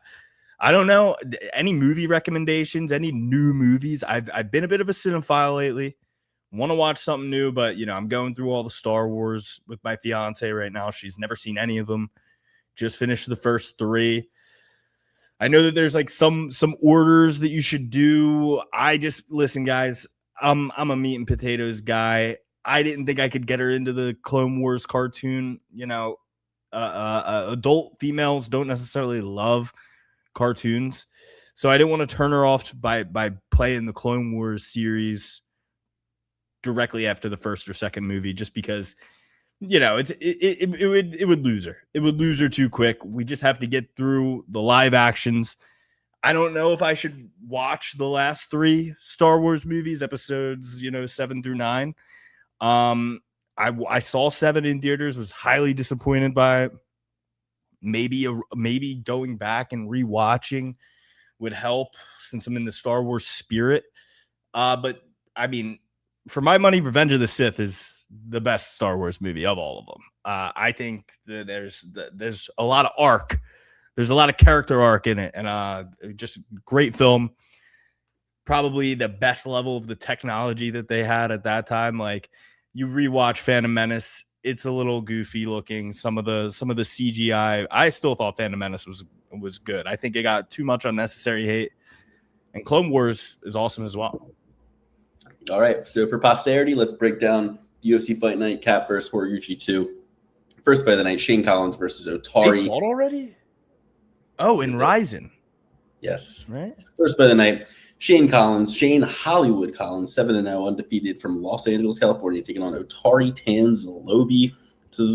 He is a guy who lost on the Contender Series by split decision, then won a decision fight in Fury FC against Guillermo Torres a year and 4 months ago. Makes his debut against Shane Collins, Hollywood Shane Collins. Shane Collins is a favorite. This other guy hasn't fought in over a year. He won a month ago in Uriah Faber's A1 combat by a first-round knockout. I got to go with just the setup job here that seems to be happening. I think it's a setup fight for Shane Collins. Apparently, we're going to know about him when the time comes. I'm taking Shane Collins by decision. Interesting. I mean, I'm a lot like Ray Charles. I always have Georgia on my mind. Speaking of Georgia, did you see what's that guy's name? He's the Georgian from Canada. You love him. Is he Georgian? He might not be Georgian, but he's a Canadian guy. You love Charles Jourdain. Yes, maybe it's his name. Pure Canadian. He's pure Quebecian. He said if the UFC doesn't give me a fight soon, I'm gonna go on Paramount Plus and say my favorite word. Which I don't know what it is. It might be love. You're kind of right, because Otari, even though he hasn't fought in a year and 4 months, his only loss is by split decision against the KO wizard Josiah Musasa. We remember him, came on. I bet against him against Carlos Vera. I bet Carlos Vera by submission, and just knew that was going to happen. And then he also lost to Colby Thickenese. So, maybe we do take the Georgian here. Yeah, I mean, they're bringing it back for a reason. Yeah, and I love Georgian fighters. I've never seen a Georgian fighter I didn't love, except for the guy who used to train with at All Star MMA with fucking Hamzat. Who's that guy? You know what I'm talking about? Bald guy with Yeah, a beard. Garam Kuklikedze. Yep. Bingo. That's the one. Yeah, I haven't seen Georgia and Poland are my two favorite MMA fighter exports. You know, all things equal in this one. We got two young guys, virtually identical sized. But, this is at 145. Or Tari's last fight, he fought 137. This guy fought at 150. So that's like they're meeting in the middle right here in between. Let's see if Shane Collins often fought in lightweight or if catchweight 150, featherweight. So he is a natural featherweight. What about Otari? Does he usually fight at 135? Yeah, 135. So I'd imagine he's taking this on short notice, bumping up a weight class. Maybe Collins was supposed to get somebody else in there, but I don't see any record of that on the wonderful Tapology. Yeah, that changes things a little. The size. They are going to look the same size, but if Hollywood's a little bit more hearty, and if he's training with Uriah Faber, he's probably getting a good amount of grappling in, even though his last two fights are first round knockouts. I'll take the dog shot. Give me Tanzalovi. Yeah, me too. I'm taking the dog shot on Tanzalovi, and then I'm also going with his Georgian brother, Levon Shokeli, who's a big favorite. Now, what's interesting is both these guys haven't fought in over a year. But, I think the Georgians are going to come back like a red wave here. They're going to come back, and they're going to fucking be getting it back for old Ilya here. So, give me both the Georgians here. Double Georgian parlay. Otari, Tanzalovi, and Levon Shokeli. Bang, bang. First two fights tonight. The underdog and the favorite, Levon. And Levon did get knocked out by Lorenz Larkin and lost to Kyle Krushmer. You know what? Actually, I'm going to go with this. I'm going to go with the first Georgian and not the second Georgian. How about that? Okay. I don't know. This is a fucked up card, man. It really is. There's not a lot of spots I like on this card. I don't want to go get all my money back. But it's going to be some combination of one of the Georgians winning and one of the Georgians losing.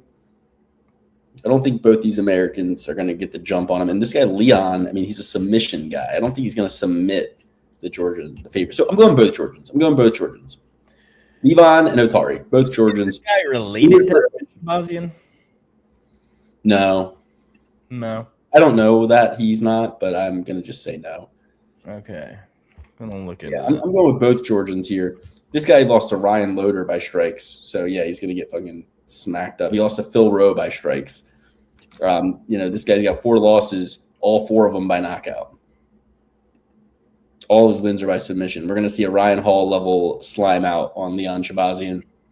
Give me Shokeli by knockout. Give me Otari Tanzalovi by decision, and we'll go from there. He's the older brother of Edmund Shabazian, a little Alex Topuria and Ilya Topuria type deal here, where the younger brother kind of gets the opportunity first, and this guy starts making some waves of his own. Yeah, I think that if Edmund Shabazian, he was with Edmund Ronda Rousey's old striking coach, Tverdian. He was with them for a while, and I feel like if you spend any time with that Jack in a box, it'll do irreversible damage to your skill set. So, give me Levon Chocolacoli, and yeah, I have no faith in these Shabazian boys. All right. So you're going with Shokeli and you're going with Tanzalovi, double B certified both Georgians. Next we got Carl Rosa versus Luana Santos. Yuck. Yeah. Not to be confused with Charles Rosa, one of the first men we ever broke down on this lovely program. Luana Santos, she loses to Casey O'Neal, loses to Jenna Bishop, but unblemished other than that. Casey O'Neal looked great in her last performance. That's when she let out that crazy shriek. If you guys remember the shriek that will come into your nightmares, hearing that shriek. Casey O'Neal, sure, she cries in the parking lot after a hard day of training, according to Sean Strickland, but she's pretty decent. Carol Rosa, she's fought some good fighters as well. But she's just one of these gals who win one, lose one, win one, lose one, win one, lose one, and loses to people that I wouldn't expect her to lose to after seeing some of her wins.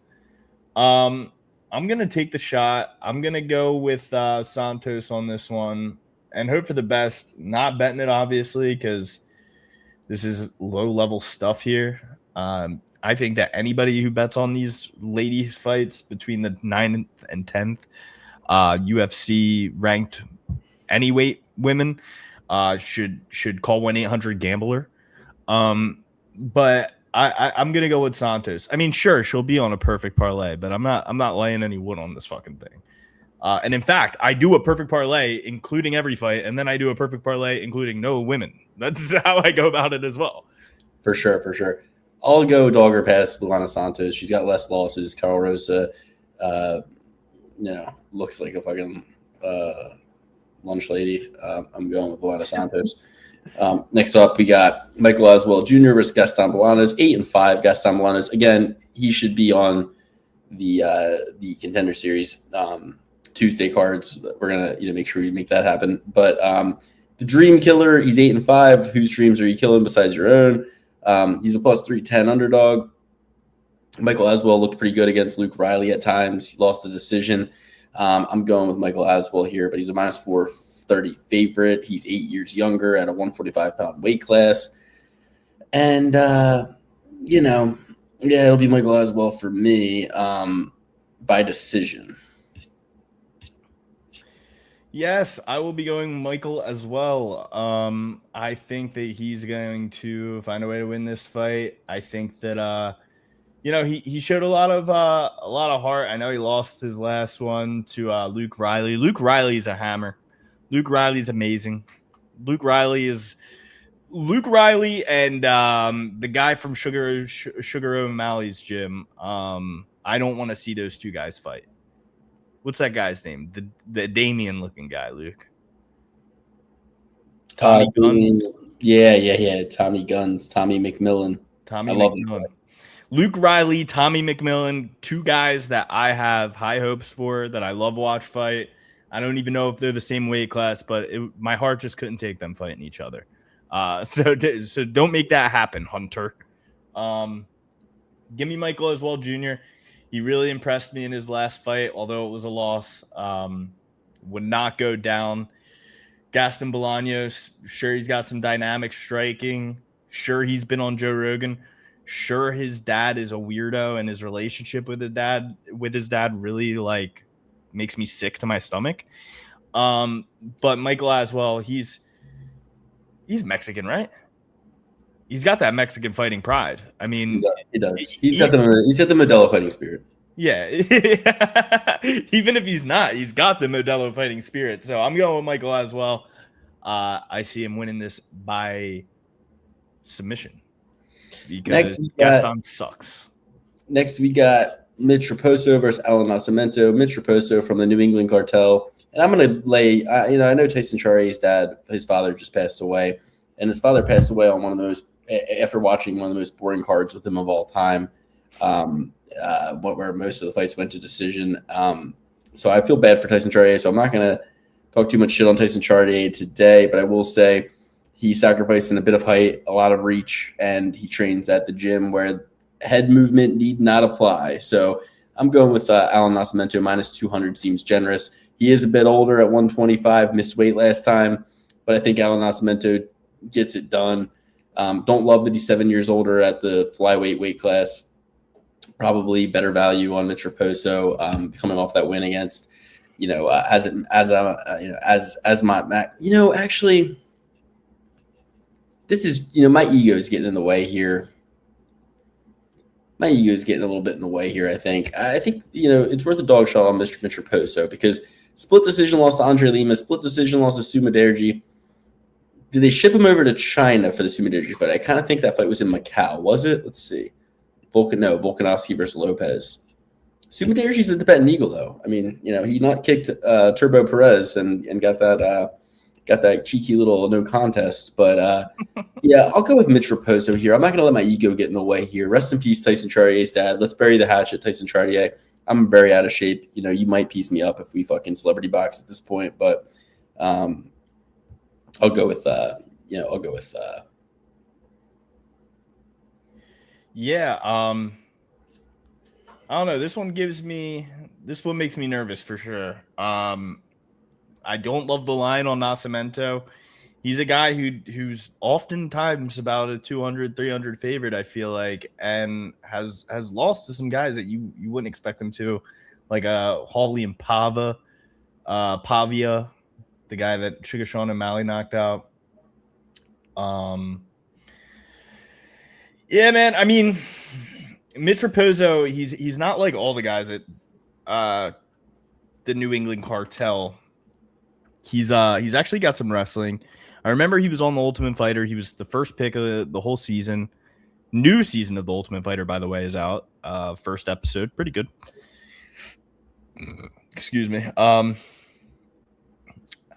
think Mitch Raposo is pretty well rounded. He's younger. He's got more to prove. He's hungry.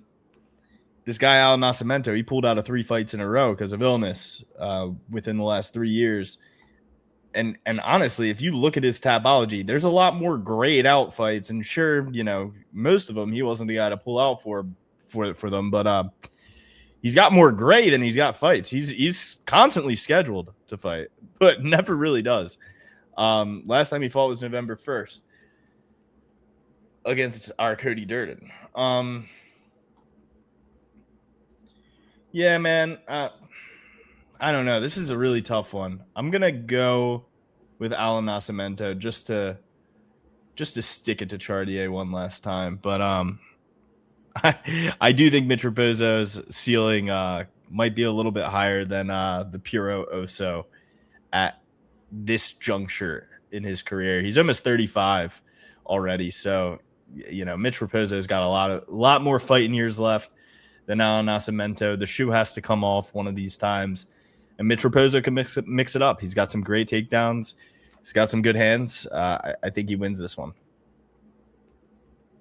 Oh, no. I went with Alan Nascimento, but I just convinced myself that Mitch Raposo is going to win. So I'm going with Mitch Raposo. All right, Mitch Raposo over Alan Nascimento. Next, we got Bia Mesquita versus Melissa Mullins. And, you know, this is, 7-2 versus 7-0. This is one of those fights that could headline, though, the women's Thursday night card that we're building out towards.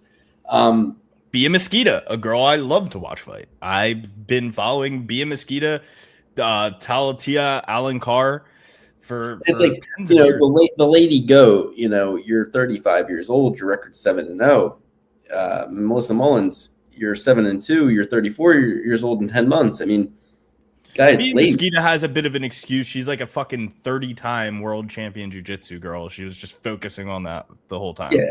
I mean, that means Holly Holm came over with a boxing belt and a fucking kickboxing belt. You know what I mean? Yeah, that means relatively nothing to me, but I don't care. It's like, okay, is she better than Rodolfo Vieira? Is she better than who's the other guy?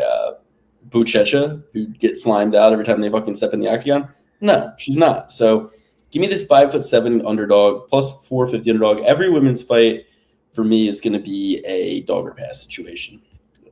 And people will tell you that women's underdogs win at a more heavier rate. No, they don't.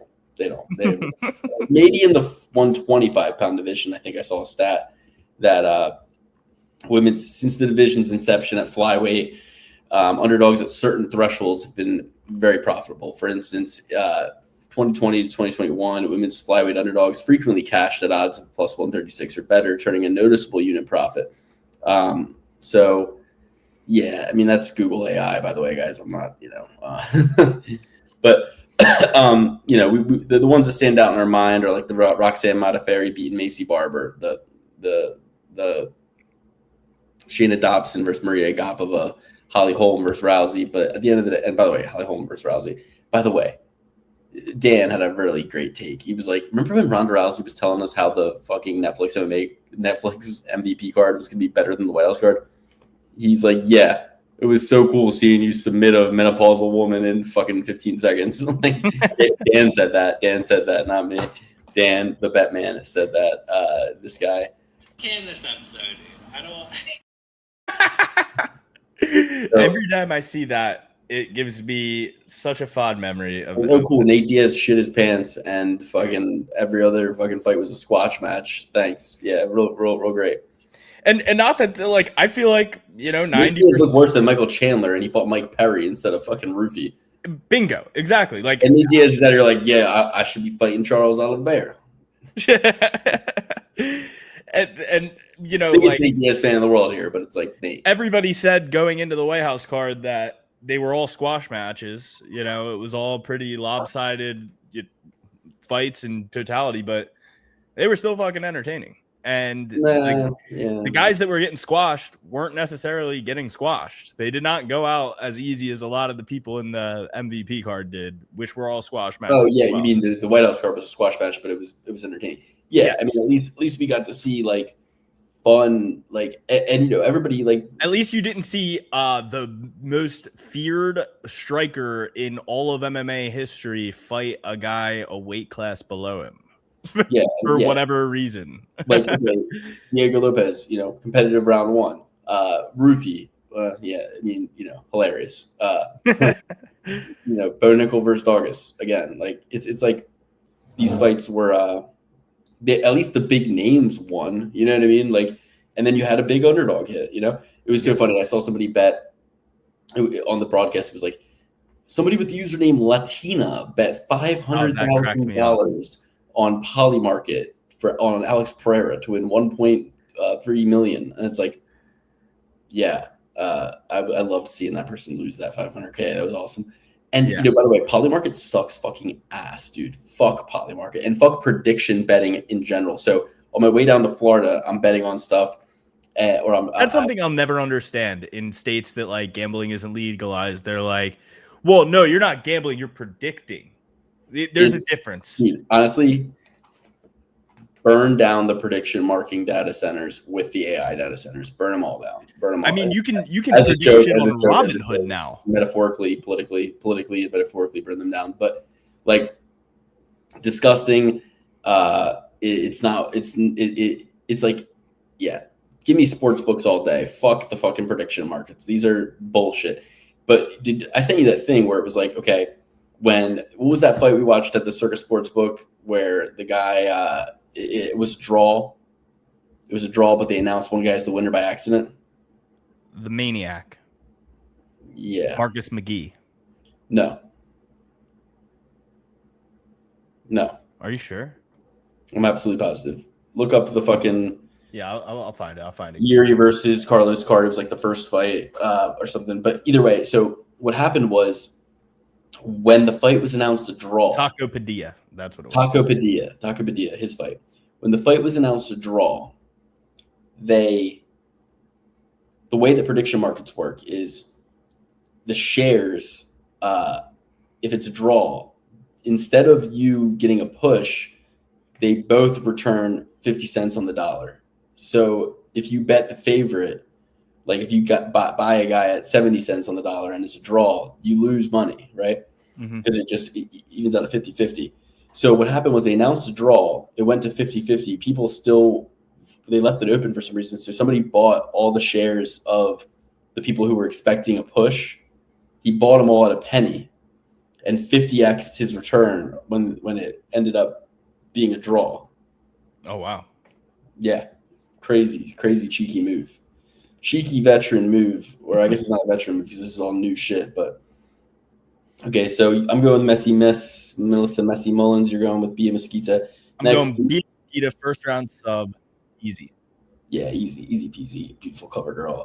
Vinicius Lope Dog Oliveira versus Andre Touchy-Feely. Going with Loke Dog here, 5 years younger, 35-year-old at a weight class 145. Lost to Jose Delgado, who is good, and it was a split decision. Beat Christian Rodriguez 10 months ago. Andre Fili has no intentions of slowing down, but he's just too inconsistent. I mean, he got knocked out by Dan Ige 2 years ago. Feels like 2 days ago that happened, by the way. Beat Cub Swanson by split decision. Got choked out by Mikkel Zell Costa. Loses a split decision to C-Rod. I kind of fucking felt like C-Rod blew that and should have won it. Delgado, split decision. I mean, the value is certainly here on Andre Touchy-Feely, but I feel like Loke Dog's going to slime him out. Give me Loke Dog by knockout. If Dan Ige can knock you out, Loke Dog can knock you out. Even though, all his fights except for 2 years, he hasn't had a knockout in 2 years. And he did get subbed out by Bautista 4 months ago, but bounce back fight for Loke Dog. I'm going with Touchy-Feely. What am I saying? You have to go all the way back, okay, to 2017 to find a time when Andre Fili has had the same result twice in a row, when he finished Artem Lobov and then didn't finish Artem Lobov, beat Artem Lobov, and then beat Dennis Bermudez in his next fight. Since then, it's loss, win, no contest, loss, win, loss, win, loss, win, loss, win, loss, win, loss. 18 fights, which is fucking crazy. It looks like a Christmas tree on his damn Tapology page. I'm going with Vinicius Oliveira for sure, but it is compelling, the fact that he lost his last fight, Mr. Feely, and he's had this consistency of inconsistency for the last almost 10 years. So the statistics say that he's going to win this fight, but I just don't see it possible. Oliveira is a beast. Sure, he lost to Barista and Ali Taleb in 2022, but Mario Batista's the man. Mario Batista's sick. Mario Batista is on his way to a title shot. Even after that Umar Nurmagomedov loss, where he did pretty well. It wasn't all a loss. Give me Loke Dog. He's a badass. He's gonna knock Andre Fili out in comedic fashion. All right. 2 for Andre Fili, dog shot there. Murtazali Magomedov. No, 1 for Andre Fili. I'm Oliveira. Okay, I'll be going Oliveira too then. Okay. Yeah, Oliveira by knockout. Melzik the Gun Bagdasaryan versus Murtazali Magomedov. Murtazali Magomedov, the Kyrgyzstani fighter, coming off a knockout in the Contender Series, taking on Melzik, who just got knocked out 1 year and 3 months ago by John Silva. Took the requisite time off, but he's 34 on the shelf after a knockout. I will say I'm going with the minus 300 favorite, the highlight, Murtazali Magomedov. Melzik's here to get slimed out. His chin is too small. He's going to get knocked out here. I'm going with Magomedov by knockout. Yeah, I mean, the inactivity for the Gun. Obviously he got knocked out really bad against John Silva, so probably not the worst thing in the world. But even before that, it took him 2 years to get a fight after he beat Tucker Lutz. Before that, it took him half of a year to get his first fight in between his fights in the UFC. And before that, it was 2 years again. He has 2 fights, takes 2 years off. 2 fights, 2 years off. This will be another fight 2 years since his in between that John Silva fight. So this will be the second fight in the year. And he's probably taken 2 years off or the rest of his time. I was high on Melzik Gun, but I don't see him winning this one. I don't even know too much about this guy. I just hate the inactivity that he has shown me in the past. And I think I remember this dude from his Contender Too series. old and too inactive. That's what it comes down to. Too old, too inactive. Give me Magomedov, which is crazy that you're looking at activity as a barometer to score against somebody who he is fighting. Usually when you hear that name, it's, oh yeah, I'll fight every 18 months. But here we are. Magomedov is in the cage. Give me Magomedov in this one. But I like Mel's like the gun. I would appreciate if he won. Beautiful. Okay, next we got El Gallo Negro, Kevin Buras versus Andre Lima. Andre Lima 11-0. Andre Lima coming off a submission win against Daniel Barres a year and 2 months ago. Been a little bit inactive, but he's taken on somebody who just got knocked out by Emanol Rodriguez 3 months ago. So it's like, rust versus not rest, right? I mean, you just got knocked out, and now you're coming back a little too soon.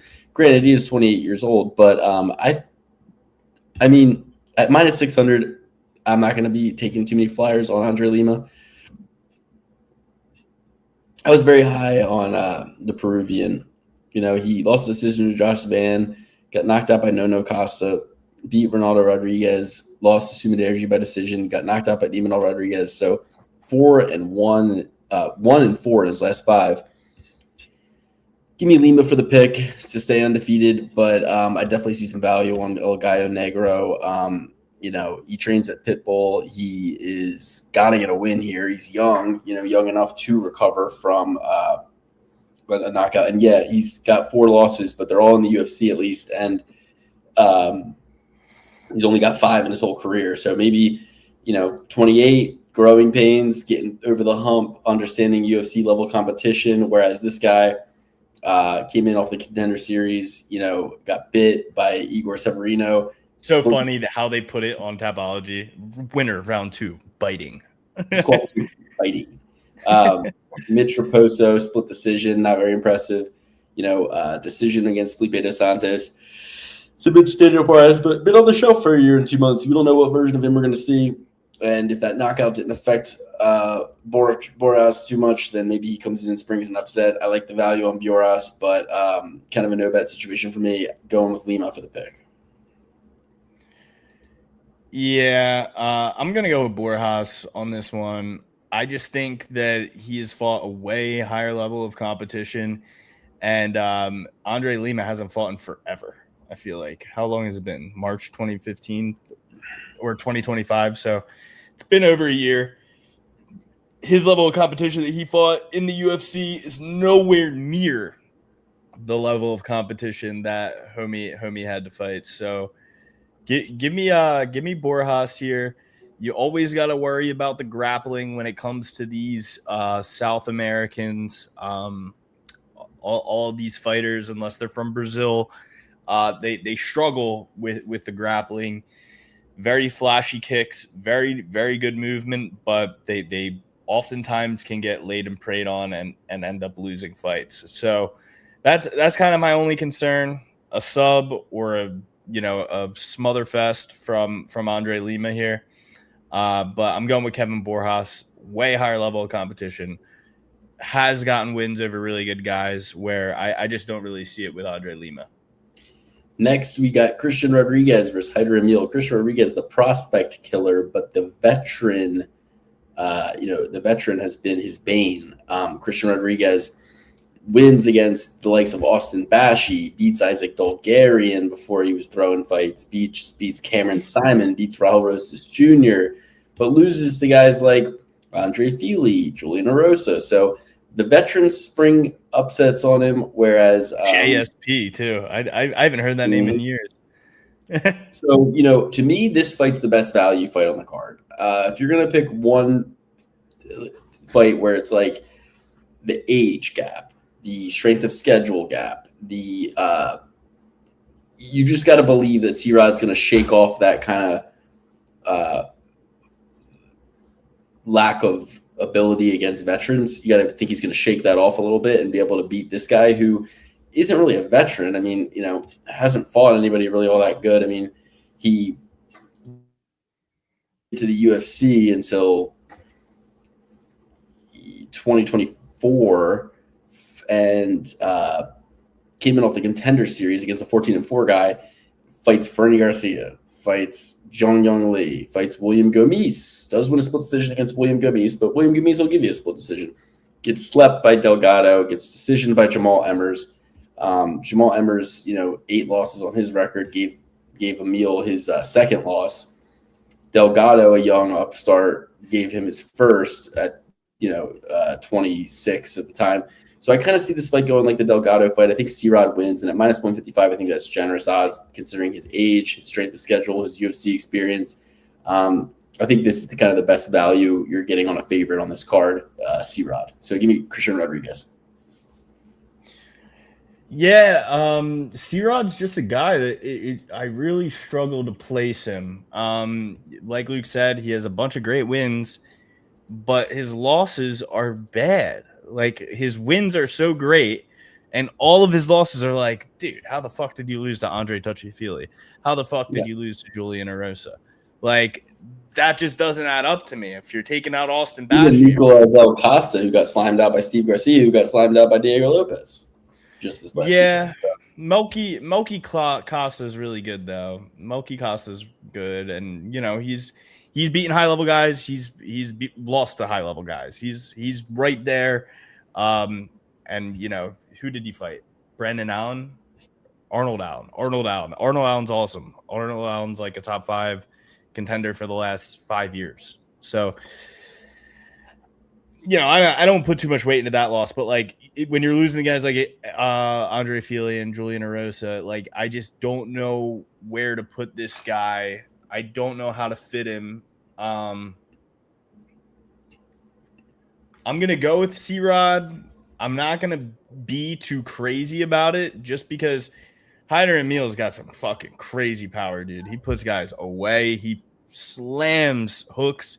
He doesn't give a shit. He's got a beautiful jaw. I mean, look at that jawline. He's not going away easy. Sure, he got knocked out by Jose Delgado, but Delgado looked like, hell in the cell, that guy Delgado, until he got beaten by Nathaniel Wood, another guy who's criminally underrated from England. Give me C-Rod. I'm not in love with it. Anything can happen in this bout. Christian Rodriguez has lost to older guys that are worse than Hyder Emil. And it's one of those head scratcher type of things. I hope he wins, but yeah, like I said, anything can happen. He's lost to worse guys who are older and have way more wear and tear on them. All right. Oh, you're going Hyder Emil? No, I'm going with Christian Rodriguez, but okay. I think that Hyder Emil has a very... You just got to assume at his young age, he's going to shake off that kind of stigma of like losing to guys. And it's not like Hyder Emil has the strength of schedule or the career of a Rosa, of Fili, right? I mean, Emil's kind of a one-trick pony. I think C-Rod can avoid that and get the win pretty clearly here. All right, next we got Iwan Cutelaba versus Navajo Sterling. Very interesting one, right? Because you look at Sterling and some of the guys he's fought. I mean, he fought Ivan Arslan. He fought a lot of like tractors, right? A lot of big trucks like Bruno Lopez, Adolfo Bellato, Ivan Arslan. Managed to get decision wins against those two. Beat the fuck out of Bruno Lopez 2 months ago. And I kind of feel like, a lot of people, and the odds tell you minus 355, the 28-year-old undefeated prospect out of City Kickboxing, Navajo Sterling, should beat the fuck out of Ian Cutelaba. But I don't know if it's that easy, because if you look at, Ian Cutelaba, yeah, he loses to Bukauskas by decision, split decision. Loses to Felipe Lins by split decision, but has put up, he also beat Ivan Arslan by decision. He also beat Ivan Arslan, and then Ivo Aslan. Why are they doing this to this boy? But then, 3 months ago, he chokes out Umar Sy, looks great doing it. And although he's 32, he's not over the hill. He's got a ton of experience, 32 fights. I'm going with Ion Cutelaba as an underdog here. I used to love betting Ion Cutelaba. I picked him twice against Ankalaev. I'm a dumbass. But at the end of the day, it seems like I can never really get this guy right. I think this is where I get it all back, and it's going to be on Ion Cutelaba. I think that Sterling is still too green to reckon with a vet of 32 fights like Ion. Ion's not super old, and I think he fights smart. I mean, I think he's proven that he's kind of had a turnaround where he doesn't, he's not all piss and vinegar like he was against Ankalaev anymore. If he's able to take down, Sy and choke him out, avoid kind of his length, avoid his height, avoid his power, and get the sub pretty easily too. I mean, he did that. He made that look easy. I think he can do a similar thing to Navajo Sterling. or he can't, right? But I like the value on Cutelaba here. I'm going to go with Cutelaba. This is going to be the fight on the card where I have both sides in parlays, to be completely transparent. I can see it going both ways. I've heard it both ways. Navajo Sterling, he looked better in his last fight for sure, but he hasn't really done much to impress in his first few fights in the UFC. I mean, Tuco's looked like absolute dog shit in his last matchup. Ivan Ursulan, not that good. Adolfo Belalto sucks. Bruno Lopez sucks.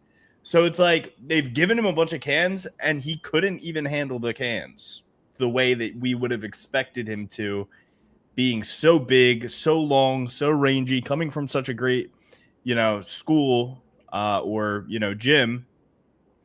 So I don't know, man. I don't think that this is going to be a walk in the park for Navajo Sterling. I'm going with Ian Cutelaba.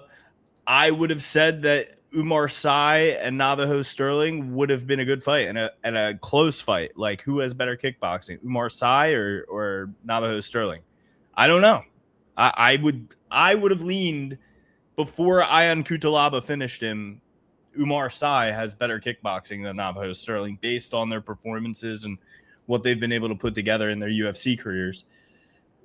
I'm going with Ian Cutelaba. Like I said, I'm gonna have both of these guys in a lot of parlays. I'm gonna make sure I'm hedged out. I'm gonna make sure that I have my ass covered when it comes to this fight, because this is one that I definitely don't know what's gonna happen. It's gonna be a tough one. It's gonna be a tough one to call. It could be one-way traffic either way. We've never seen Navajo Sterling's wrestling really get tested. We've seen what Ian Cutelaba could do to a really good kickboxer in his last bout, and he made it look easy. So I could certainly see Navajo Sterling, putting Ian Cutelaba away. Ian Cutelaba's been in the UFC for the last 10 years. Fucking insane. He's only 32. He's got a ton of experience. He's been there. He's done that. He's going to go out there and win. And, I really do think that he can win this fight. But as mentioned, it's going to be one-way traffic either way. This is not going to be a close fight by any metric. It's just which one is going to be the one imposing their will on the other. So what's funny? My wife just threw on Gaethje versus Topuria because she had to go in and put the kid down, and I'm watching it from the other room, and it was not even 2 minutes into round one when Gaethje cut him with a strike to that right eye. It was not even 2 minutes into round one. Could there have been something the size and the shape of an egg weight within Justin Gaethje's glove? Hence why Topuria's face swelled up in the size of an egg-shaped form. And the round's halfway over now, and it's not even like. And people, one thing we didn't talk about was Gaethje going for those fake takedowns, kind of like just going in, grabbing the leg, and then hitting him with the uppercut. You know what I mean? Mm-hmm. He did that a lot in round one. But honestly, round one was even closer. Like, yeah, maybe Gaethje won round one, but I'm seeing Ilya crack him in round one too. So it's so heartbreaking. Anyway, yeah, I thought Ilya won one. Like, he's pushing him back. He's stumbling him. Like Ilya's cracking him in round one. I think he actually got dropped like right at the end of round one, didn't he? Which is why I might be wrong. Ilya? No, maybe stumbled. He didn't get dropped. I don't think he ever got back. Anyway, I'll let you know in a minute and 50 seconds here. But but yeah, he got cut 2 minutes into the fight. Like, people want to say he quit. It's like, dude, he fucking didn't quit. He fought 4 fucking rounds, and if it wasn't for a crab in the bucket referee and doctor, he probably would have finished that fight and won a decision. Also going with C-Rod. Also going with not just Buras all day. Very interesting. Maybe we'll do a little sprinkle on Buras. All right, now we get the main event. Manel Kape, the star boy. Hey, it's your daddy. I'm going to change your diapers. No, I'm going to take. Hey, it's your daddy. I'm going to take your diapers. Manel Kape, the best on the mic. I mean, now that Ilya lost, is Manel Kape one of my favorite fighters? Yes, he is. I'm going with Manel Kape here. At the end of the day, yes, he lost in round 3 to Horiguchi the first time they fought, but Horiguchi's 35 at this point. I think that if you kind of compare the decision wins that Ilya kind of fucking won round one, guys. I thought he won round one unless he gets wobbled at the end. That's what I thought. There's 30 seconds left in the fight, and I'm telling you, I'm pretty sure you fuck. I mean, he's backing him up, he's hitting him, he's stumbling him, or not stumbling him, but he's like, and he definitely won round two. Ilya kind of won round fucking one. Yeah, dude, I'm watching this shit now. He kind of fucking won round one. So it's fucking 2-2, maybe even. Ilya won round fucking one, dude. Yeah, so it would have been going into the 5, 2-2. Ilya won fucking round one. It was 2-2 going into the 5th. But he did get cut on his eye, and Gaethje is right. He was fucking very concerned about it. You know what I mean? He was touching it a lot. As soon as it happened, touching it, going back to his corner. I mean, it damages the criteria, but at the end of the day, I think Ilya won round fucking one. What were the strikes? So let's see. Ilya versus Gaethje round one, or strikes per round.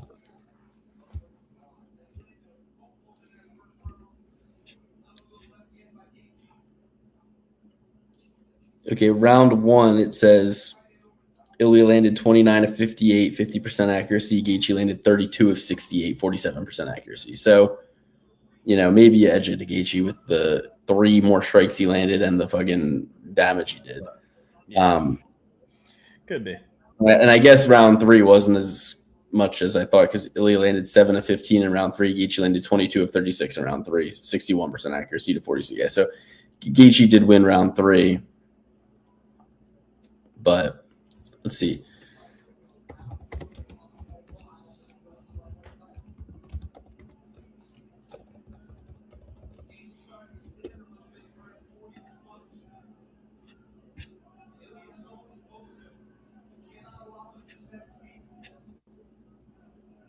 So, yeah, all 3 judges had Gaethje win rounds 1, 3, and 4. So, okay, it was not. Ilya had to get a finish in round 5. Yeah, so. Okay.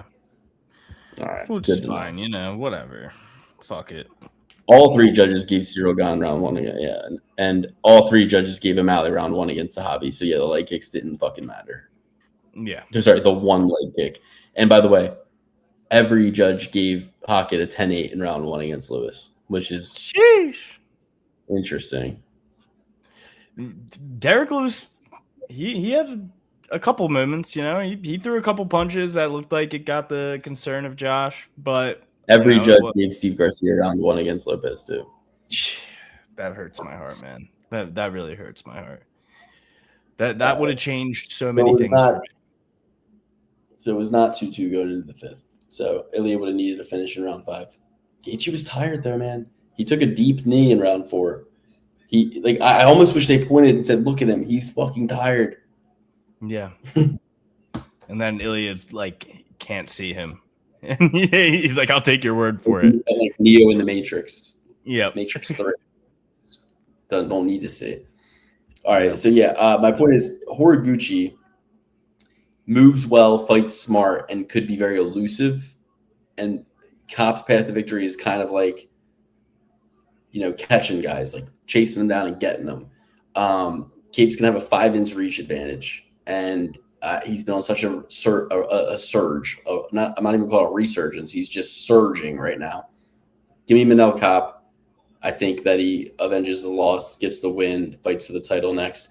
Could have been interesting if Horiguchi, if, for example, if Tetsuya Taira was able to beat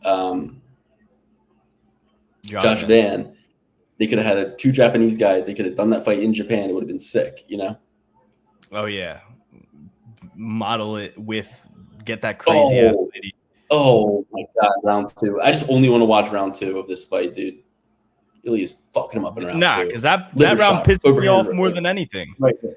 He could have finished him right there. Justin was so compromised, and then he decides he wants to play Ronda Rousey simulator and go for an armbar. The fuck are we doing here? It's 2020. We're in the big 26 over here. Oh. We're going for arm bars and men's fucking fights. It's insane. It doesn't work. Anywho, I'm going with Ilya looked like- Horiguchi. I've been huge on Horiguchi for a very long time. Very big Horiguchi Babe, supporter. right there. He should have went to the ground with him. Got into mount. He should have just let him up. He should have just let him up. Yep. He would have. And I had him by knockout in round 2. He would have fucking gotten it if he didn't follow him to the ground and waste 2 minutes on top, tiring himself out more than it was tiring Gaethje out. Khabib armbarred him, or Khabib went for the armbar and then went for the triangle. He did exactly what Khabib did to Gaethje, Yeah, but didn't though. He just was a little too. He wasn't like Khabib, in the sense that he. All right, let me break down this last fucking fight. Sorry. And it's different because Khabib is only a grappler, and Ilya was a wrecking machine and knocked every single fucking person out in front of him before this. He's a great minus one guy. He is a great grappler, but it doesn't matter. You have him hurt on the feet. Why are you doing that? Anywho, Horiguchi. I'm going with Horiguchi. I've been a big fan of Horiguchi for a long time. Sure, he lost to Patchy Mix, and Patchy Mix is absolutely terrible. But that was a different Patchy Mix 4 years ago. It's not the same guy that we see. He's dusty. He's old. He has nothing left in the tank. Give me Horiguchi. You know who I want to see make the jump from another organization as well? AJ McKee. What's he up to? Why did he not come over to the UFC when all those other guys did? AJ McKee's a beast. Him and Alexei need to get out of their ear-tight contract and come over to the UFC. The real question is, why did Ilya get so tired after just 2 rounds? Because even at the end of round 2, you can tell he's slowing down, and it's like, dude, you should have the ability. You should have been able to do what you did in round 2 and round 3. Yeah. No, I agree for sure. Definitely hate to see that. I think it had to do with the grappling. Maybe Justin's right. His nose was busted up. He was having a hard time breathing. I don't know. That's something that I'm going to ask myself every fucking day since that fight happened. Infuriating. And like you said, I cared more about Ilya winning as a fan than I did about any money that I was going to win. I wasn't going to win a crazy amount of fucking money. It's not like I was going to win, 10 grand or something. I was winning a few $100. I care more about just a thorn in my side guy, Justin Gaethje, who I fucking despise and don't like 9 and 11 as an underdog. 9 out of 11 underdog times Justin's won. Never forget. On the White House lawn. Crazy. All right, let's go through the full pick so you can watch the fucking fight. And no, I'm not watching these next fucking 2 rounds. Say that much. I'm fucking gonna put my head in the fucking oven with a sign on myself that says "Do not resuscitate." That's an Uncle Easy line. If you know, you know. Just that diggers. All right, let's go through them. Let me go. Give me a quick second here to get the John in. All right. Let me Joan here. All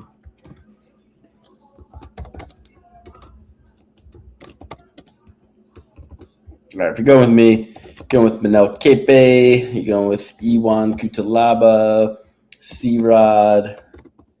We got Lima, Magomedov, Oliveira, Mullins, no bet, Mitch Raposo. We got Michael as well, Jr. We got Santos, no bet, no watch. Chuck Kelly, and we got Tanz Zelayev. All right. If you're rolling with me, you're going with Tanzalovi, Chakaheli, Santos as well.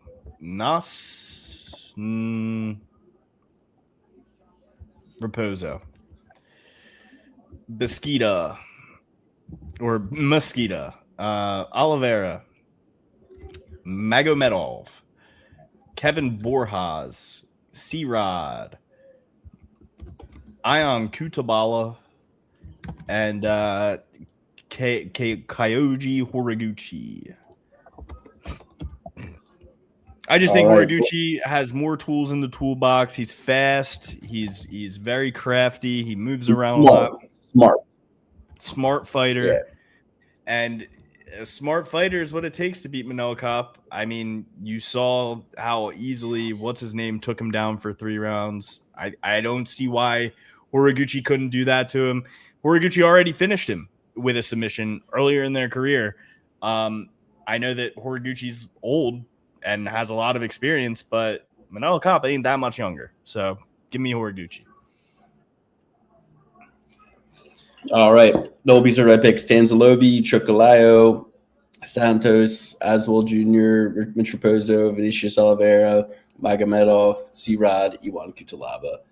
We got 9 double B certified picks. Only ones we disagree on are one lady fight in Bia Mesquita for Alex. He's going with Buras, who I acknowledge is a good value bet, and Alex is taking Horiguchi in the main event. Thank you all for watching. We love you. We'll get through this all together. And Andrew Kavanaugh feels like Horiguchi's going to sell here. I don't know what that means, but yeah. It's like throwing, like it's like gaming term. You sold the match. You fucked up. You could have won and you lost. Maybe. And Horiguchi's tough as nails and is smart and is fast and could be very elusive against Kape. Beat him once before, but I don't know. Kape's got like that when you're in a he's got 3-on some black magic. You know what I mean? He's just undeniable. You know what I mean? Selling is being up a 3-on-1 in a game of search and destroy, and then your teammates get a little thirsty, run toward the enemy, then it's a 1-on-1, you end up losing. Like we had it all there and we just fucked it up. Yeah. It's just hard to imagine Horiguchi getting KO'd in a lot of ways. No, I agree. Has he ever? And I feel like that he has twice in his career. Yeah. By Sergio Pettis spinning back fist. But then he beat Sergio. Beating the shit out of him in that whole fight too. He beat him in a rematch though. Mm-hmm. And Kaya Sakura. He's only lost fucking Demetrius Johnson, Kaya Sakura, and Patchy Mix and Sergio Pettis. Patchy Mix doesn't age well, but Yeah. Patchy Mix does not age well. He also fought Tension. Wow. Okay. All right, buddy. Oh. My poor boy, Elliot. My poor boy. Why are you doing this to yourself? Brooks, my wife's doing it, dude. She didn't see it. She's watching it. Yo, when the hockey fight was going on, my son starts crying from the other room. I go, bring the boy in. He needs to see this. I was like, don't put him down. I'm like, I'll turn the lights out. You bring him in here. I'm like, the boy needs to watch. Did he stop crying? I didn't want her to. Yeah, he went right to sleep. I didn't want her to miss that. I didn't want her to miss that one. We both love hockey. She's not a fucking soft head casual, Smooth brain idiot. Yeah, her brain's not a cue ball. It's actually got grooves in it like a golf ball, Yeah. All right, guys. Thanks for watching. We love you. And Alex, were you in the PvP Discord? No, I haven't been in there. I go in there every once in a while just to destroy the bots, but nobody's ever in it. Can you go in there and do a bot sweep, guys? We got to get back in that Discord. It was popping at one time, and I don't even think to go in it anymore because it's been so dead. But I'd love to be back in the Discord. So if we love you guys. Just a spam machine for other gambling content to. Let's delete it. Let's delete it. All right, guys. We love you. Thank you.